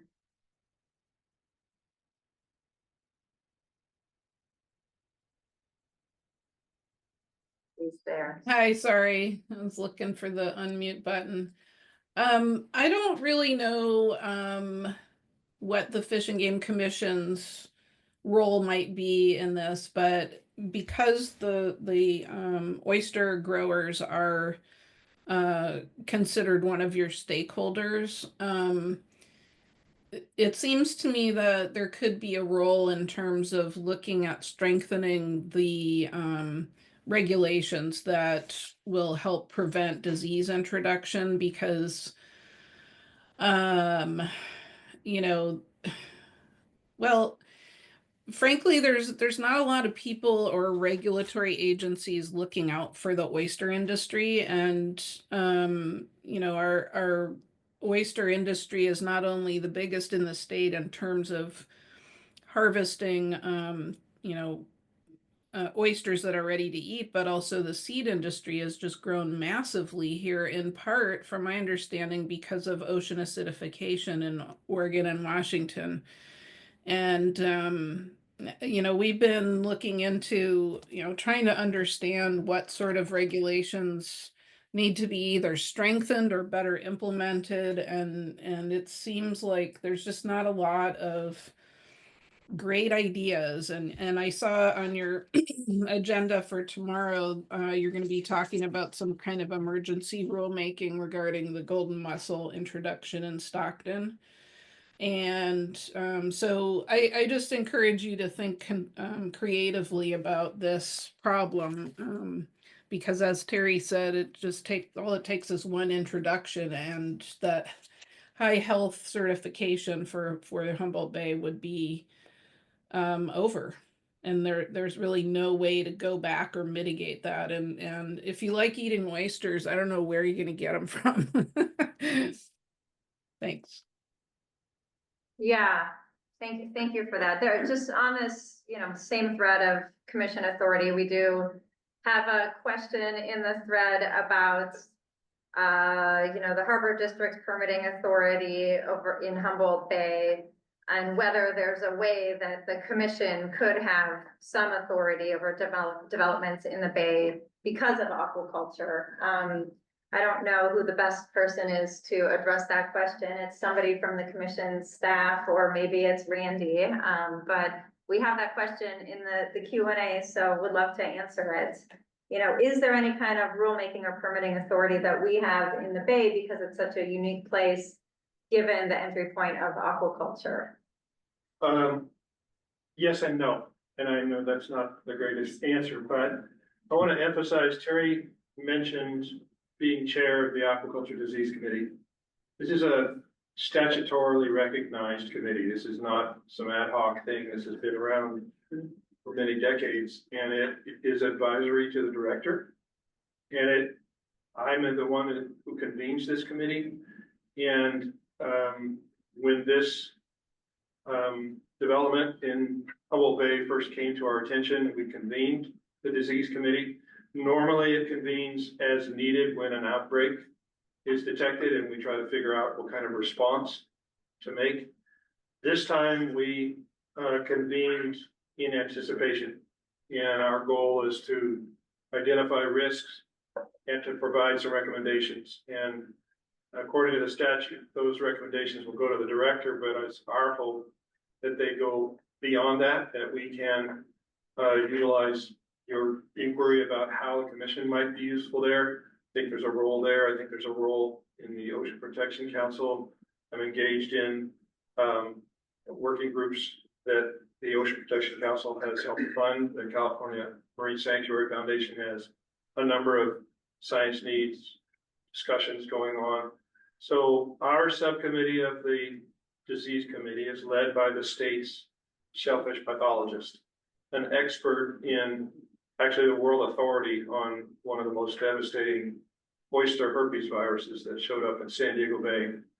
And we're very concerned about a vessel that might originate somewhere Southern California and come to Humboldt Bay and bring problems. We're talking about a shellfish industry on the West Coast that grows about $100 million worth of oysters that funnel through Humboldt Bay because of that high health status and the seed industry that's grown. So that may not seem like huge dollars in the perspective of the state of California and energy development, but it's a huge deal in the oyster industry. So probably a little more information than you needed, but I think that the engagement that the Harbor District has welcomed, and we have welcomed into the disease committee, his monthly meetings with the growers have been very helpful to try to hear the concerns, but we're taking kind of a long arc to try to study this and figure out what can be reasonable recommendations to make so that we can safeguard that biosecurity. Yeah, and certainly doing, dear colleague or dear sister agencies letters is something we've done in the past. Exactly. But, we're all sort of grappling with this challenge of wanting to fight climate change with new sources of energy that are renewable, while also thinking about the fact that, the building and the infrastructure associated with it will, potentially stir up legacy pollutants, stir up carbon that has been being sequestered that will no longer be sequestered through dredging. We know the wetlands and eelgrass are really important for carbon sequestration. We know that oysters offer ecosystem services to this area. Somebody in the chat or in the Q&A mentioned sulfur hexafluoride, which might be used for this facility is itself a greenhouse gas. And then Secretary Atkins raised the point that why aren't we also talking about reducing consumption instead of just creating more and more energy so that we use more and more energy? So, that's the tension we heard from this panel, and it's a tension I suspect we would have to grapple with if we were to submit any kind of letter. I see, Matt, you've got your hand raised. Yeah, I just wanted to speak to the consumption side. That is a conversation that, the state is having, counties are having. Humboldt County is currently working on a Humboldt County Climate Action Plan. That's a whole document about how we're gonna, reduce our emissions. Partly We're through... sorry, your conference is ending now. Please hang up. Okay. Hopefully not ours. Yeah. Please stay. Okay. Anyway, I'm just... Rain dance. All participants are now in listen-only mode.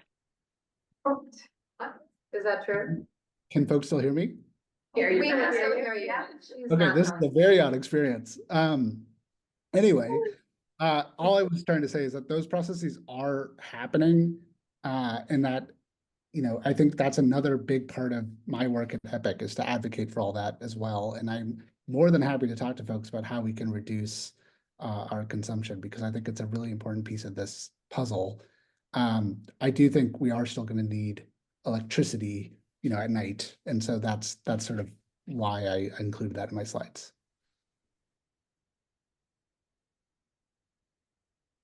Yeah. Any other thoughts on the panel on that topic? That's sort of grappling. Some of you touched on it many of you touched on it in your presentations. Just want to create a space to add to that.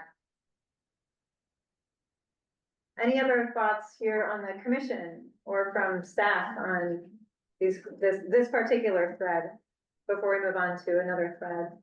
Well, if the commission did want to send a letter, I think that tying into those specific concerns, flagging interest for concerns associated with state waters, and then emphasizing the coastal fishing community's policy of the commission are aspects that could also be tied in. And wildlife impacts just broadly. I mean, I think that's, which are really illuminated through what the presentations we saw. Absolutely. that's a question on that note, where you might be the best position to answer this. I know that there are, entities working on the impacts of wind energy development, positive or not, like in all directions on marine mammals, on seabirds, and like, what's the right forum for, university research that's taking place, for example, on that topic to get their findings and to get in the conversation? Get their findings into the conversation, I should have said. But is there a forum? I guess I'm wondering if there's like, where is that conversation occurring that's like a public? On protected species in particular, or? Not on protected species in particular. I mean, I have a feeling that, there's just broader work. I'm sort of aware of, stuff that's happening at some of the UCs, for example. And I think there's some bewildered, like, is the OPC, is the commission gonna, like, where to take that information? For research? For research, yeah. Okay. Rob? I don't know if this is helpful, but the Bureau of Ocean Energy Management's in the middle of a pretty robust NEPA process, and they are accepting public comment for a draft environmental impact statement. And there are public hearings at the end of January, I believe. I can find those links and put them in the chat. So at least for the ocean-related wind projects, there's a NEPA process. For the Harbor District and our port project, Long Beach has got an equivalent one. We have both NEPA and CEQA processes underway with quite a bit of studies. So those are very project specific. I think you're asking more broadly about just generally studying offshore wind. Matt's website is a great source of information there, the National Renewable Energy Lab and the Pacific Northwest Renewable Energy Lab. Well, it looks like Matt's got some thoughts. Yeah, and I know Cal Poly and Oregon State, I think there's a new, yeah, maybe you're going to speak to that. I know there's a new consortium of researchers and universities working on some of these very questions. Yeah, Matt. Yeah, I was going to bring up it's called the Pacific Offshore Wind Consortium, or POWC.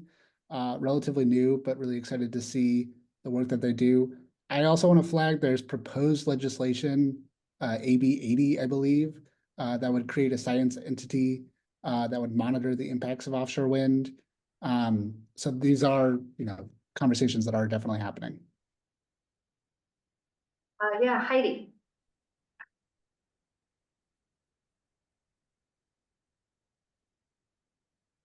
Oh, Heidi, you're muted. Yeah, I was struggling to get the mute button to show. Yes, so I'm a member of the POWC, and it's very exciting scientific inquiry. They've already released 2 webinars.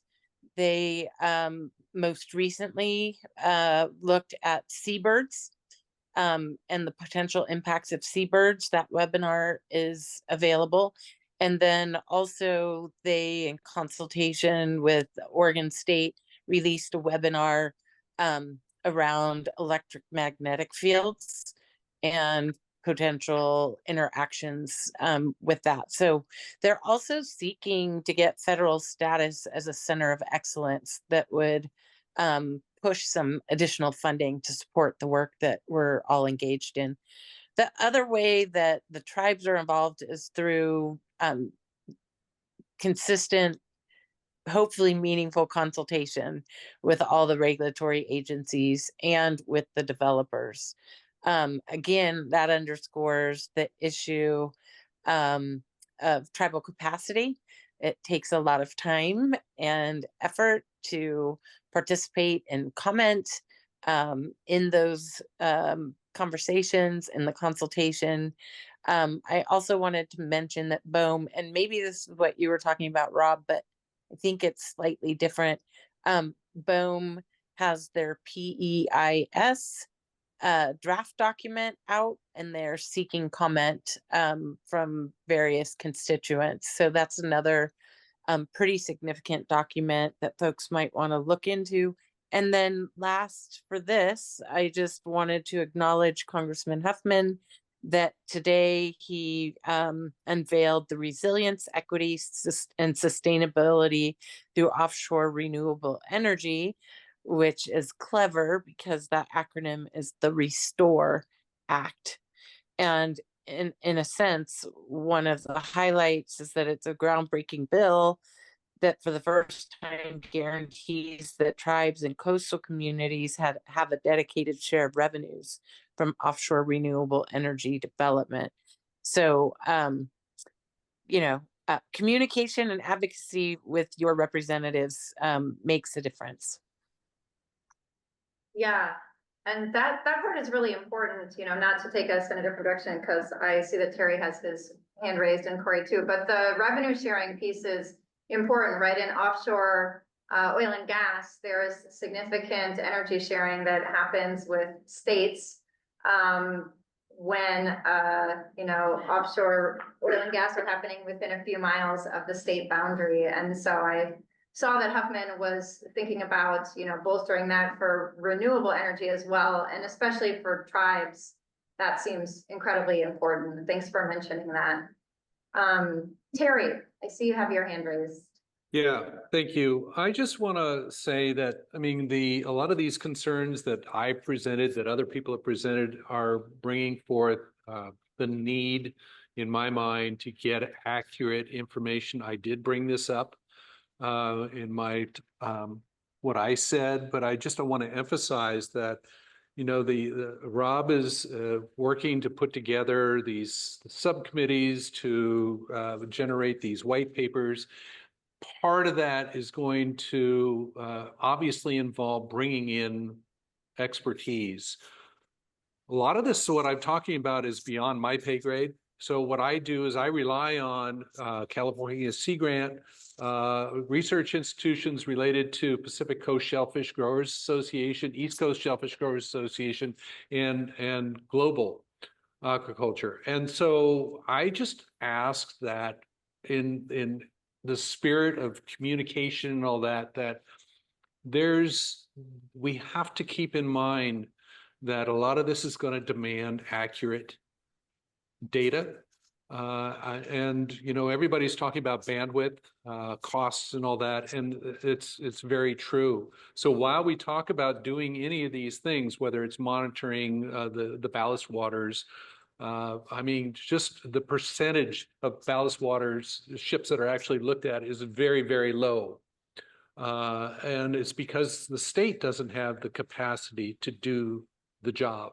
So I think that encouraging this discussion, that if we're talking about understanding impacts, we have to tap on making sure that there's an understanding of what the needs are, and then an ongoing basis to maintain it. So like I said, I rely on California Sea Grant, National Sea Grant, NOAA, all of those levels of expertise, or organizations that have experts that are available from the academic and scientific community that are helping me try to understand what's going on and hopefully inform this process as well. Great. Cori, you've had your hand up for a bit, and then we'll go back to Jen. I just wanted to add one more effort underway, in addition to everything that Heidi, Terry, and Matt have brought up, as far as studying impacts from offshore wind development. It's not specific to the heavy lift marine terminal project, but OPC has funded the California Marine Sanctuary Foundation to develop an environmental monitoring guidance. And that effort's pretty well underway. So there's various working groups that have been formed for marine mammals, sea turtles, fish, habitat, data, and so forth. And those working groups are made up of really the experts in those fields, mostly made up of researchers, academia, with the goal of coming out with this guidance document on how to monitor it. It won't be we won't be it's not to implement that monitoring. It won't be a regulatory document, but more of a guidance document to be used for future funding of studies or for regulators to use, developers to use. So that's another important effort underway that in winter 2026, I think, is when that guidance will be finalized. And it will include, and Randy had mentioned this earlier, and it will include input from like the fishing community, NGOs, and other contributor working groups too. I'll link to that site now in the Q&A. Yeah, the California Marine Sanctuary Foundation link. Yeah, Randy put that in the Q&A that everyone should be able to see. I think Jen has her hand raised. Yeah, thank you. I just was thinking about the need for baseline monitoring, and one of the issues that seems to come up over and over is the Harbor District is doing a lot of CEQA related studies, but they say, well, our project ends at the jetties, and so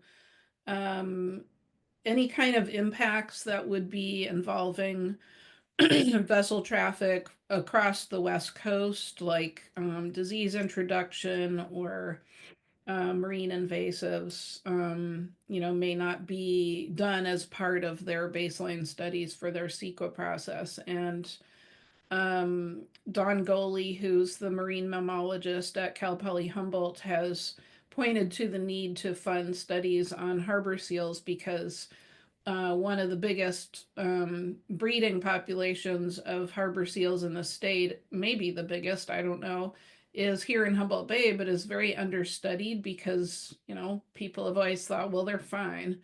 But they need to be going in and out of the entrance to forage. A lot of individuals go in and out of the entrance on a daily basis. And, all the talk about vessel traffic will impact them greatly, but we just don't know that much about them. And so Dawn has been looking for funding to do baseline studies on harbor seals in particular. And, I don't know, again, I don't know if that's within the role of the commission, but, impressing upon other agencies that have funding for that sort of thing, that the importance of doing that kind of baseline monitoring and evaluation would be really interesting and helpful. Great. Thanks for that. I think we are gonna get close to wrapping up. We started at about 4:20, and I want to respect everyone's time. I know some of you have families and dinners and lives. I did want to ask a question that I think might be on people's minds, which is, well, just maybe the first question is, so what is the timing? What happens next and when? And is that, do we think, impacted in any way by the change in administration and this administration's views on offshore wind compared to the current administration's? I know we don't have anybody here from BOEM, but I also know that a couple of folks have already mentioned it in passing. So would be curious to hear your thoughts on the timing. What do we need to know about what happens next, other than that the draft PIS is out right now? And do we think there will be any changes to the speed or the streamlining of the timing given the incoming administration?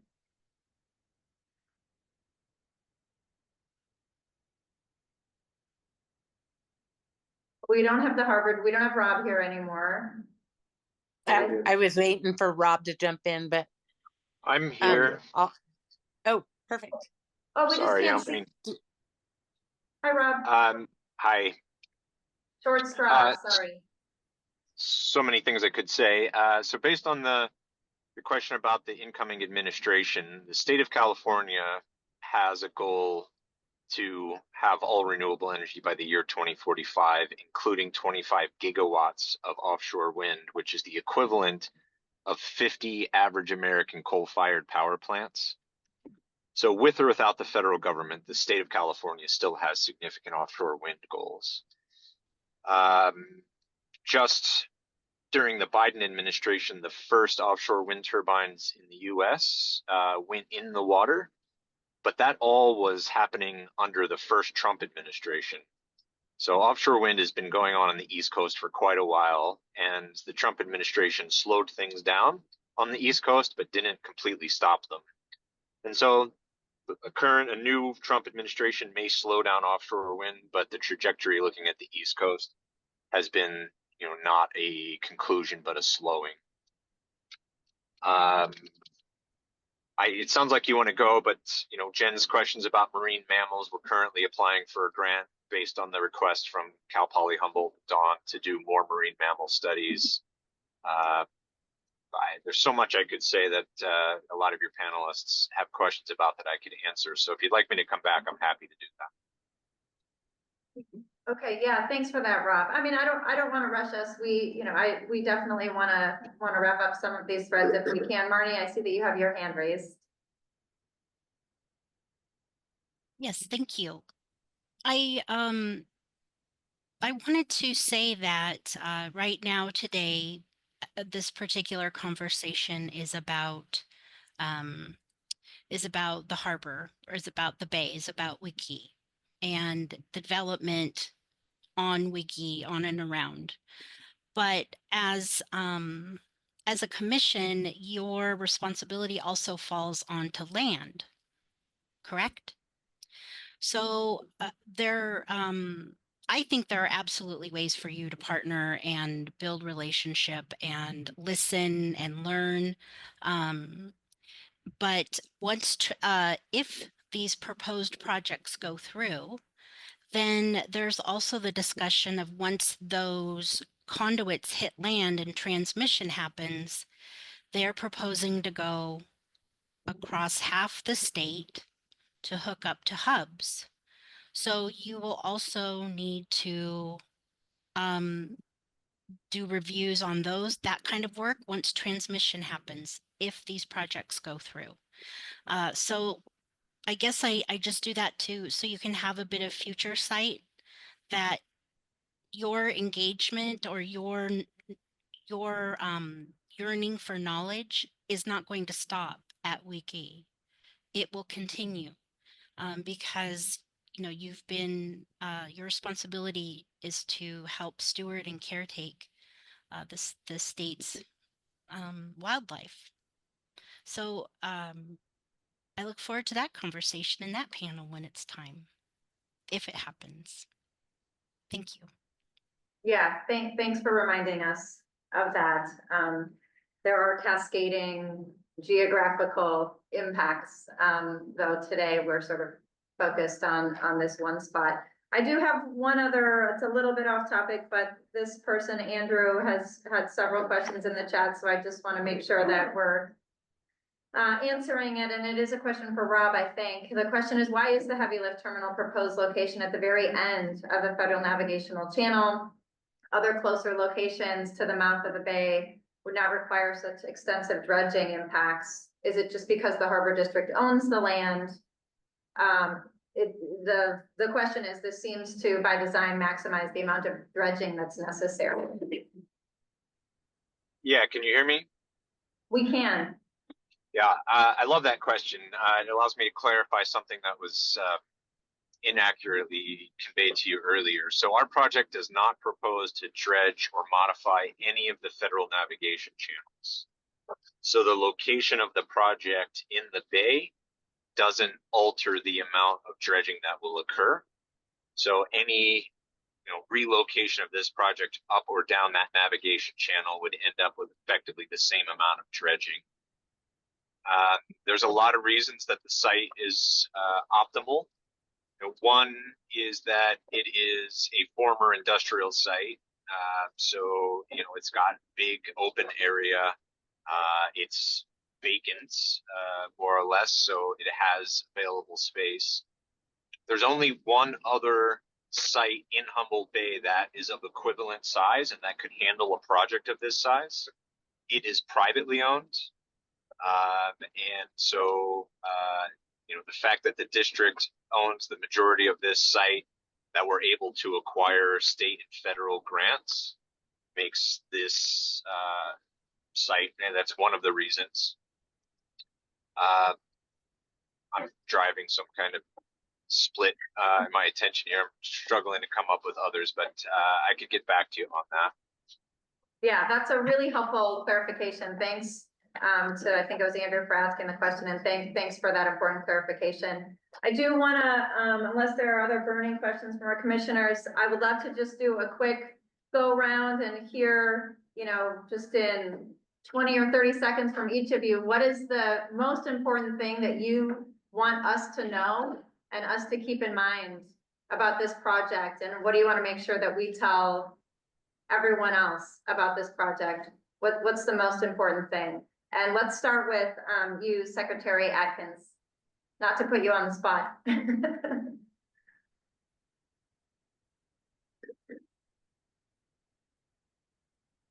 You don't have to go first. We're still here. Yeah. And we will be here, and we take the seriousness of reciprocal relationship and generational care and caregiving to not just each other, but to land and water, air, animals, plants very seriously. And we hope that you do too. Thank you. Yeah, very, very powerful. Thank you for that. Heidi. On behalf of Blue Lake Rancheria, I would like to say preservation of important cultural resources, preservation of the species that might be impacted, and strong mitigation measures.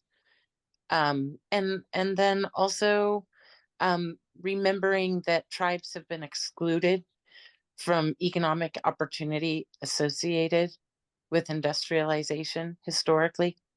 And if this project is going to happen, as my acting chair, Jason Ramos, says often, we don't want to just be driving the trucks. We want to be the owner of the trucks. And so we're looking for strategic ways that if this continues and this happens, where tribes can have an opportunity for meaningful revenue share. Thank you. Great, thank you. Terry. Well, I can run away with this. I'll try to be concise. I've got over 300 employees. We've been around over 40 years now. So I'm in a business that I maybe should have had my head examined and getting into. But I think that the relevance of the fact that we're all part of an ecosystem is we should do our due diligence here and make sure that we're all listening to each other, and we're actually asking for as much wisdom as we can from the experts. And the experts are not just the academics. And I look forward to working with everyone. Great, thank you. Matt. Thanks. I think my big takeaway is that the status quo in Humboldt Bay, is this post-industrial experiencing climate change situation that we all currently have. And so that when we think about projects, we have to think about them in that context. And I try to do that in my work. Thanks a lot. Cori. Yeah, one thing I try to remember with the scale of this project in Humboldt Bay being such a large scale project, something we haven't seen before, there's a lot of impacts that are concerning, is it also is this opportunity to hopefully do something really good for the Bay through the need for mitigation and habitat restoration. We're coordinating very closely with all the other agencies that are involved and have their own permitting roles and mitigation needs. And the goal there is to see a really large scale holistic mitigation project come out of this that either what expands the footprint of the Bay, like restores former tidelands, there's hopefully some good that can come out of the habitat restoration that will be needed to offset the project impacts. And I think that's an important piece of this to consider as well. Yeah, thanks for that. Rob, if you're still there. Yep, I'm here.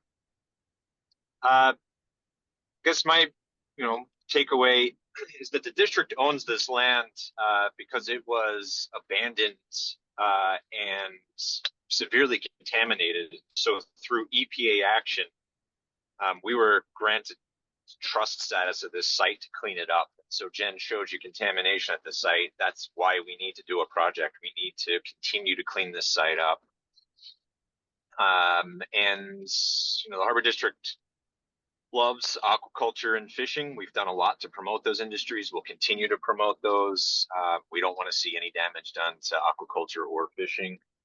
We're also putting a lot of effort into land back efforts with tribes. And we're worried about climate change.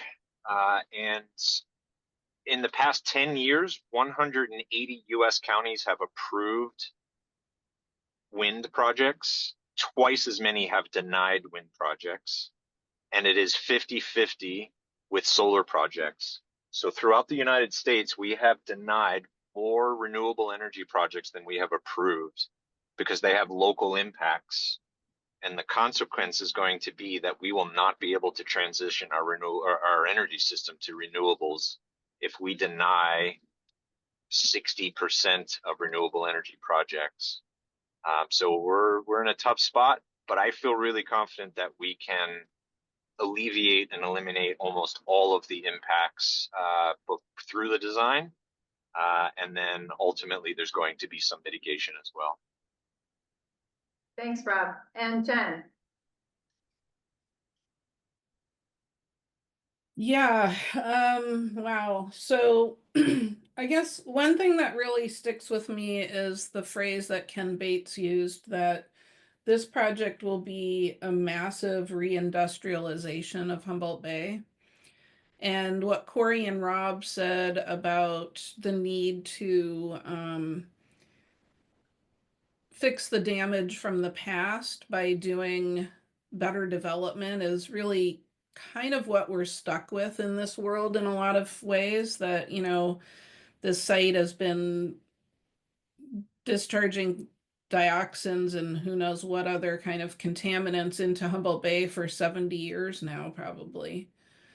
And unfortunately, a lot of the legacy that we're left with is, got to be cleaned up by doing some kind of new development that does things in a better way. And hopefully we can do that in a way that, benefits the communities that will be living right near the port, the terminal, and especially the Wiyot tribe and their center of the universe on Tuluwat. If we can do all those things with the fewest impacts possible and the most benefit to people who are living in this region, that'll be an amazing thing while we try to slow down climate change, which is, getting worse and worse every year. So it's a big task, but we just have to do it really carefully and with our eyes open to what the impacts are and not gloss over things that are going to be impacted in the process. Great. Thank you so much to all of you for being here. Really important discussion. Appreciate all of your expertise and perspectives as folks who are there on the ground while we're sitting here in Sacramento. It's really, really helpful to hear from you. And just want to thank staff again for putting it together and commissioners for being here as well. Thank Have a you. great night. Have a Thanks, good evening. Everyone. Thank you so much. Have a good night. Thank you. Happy holidays. You too.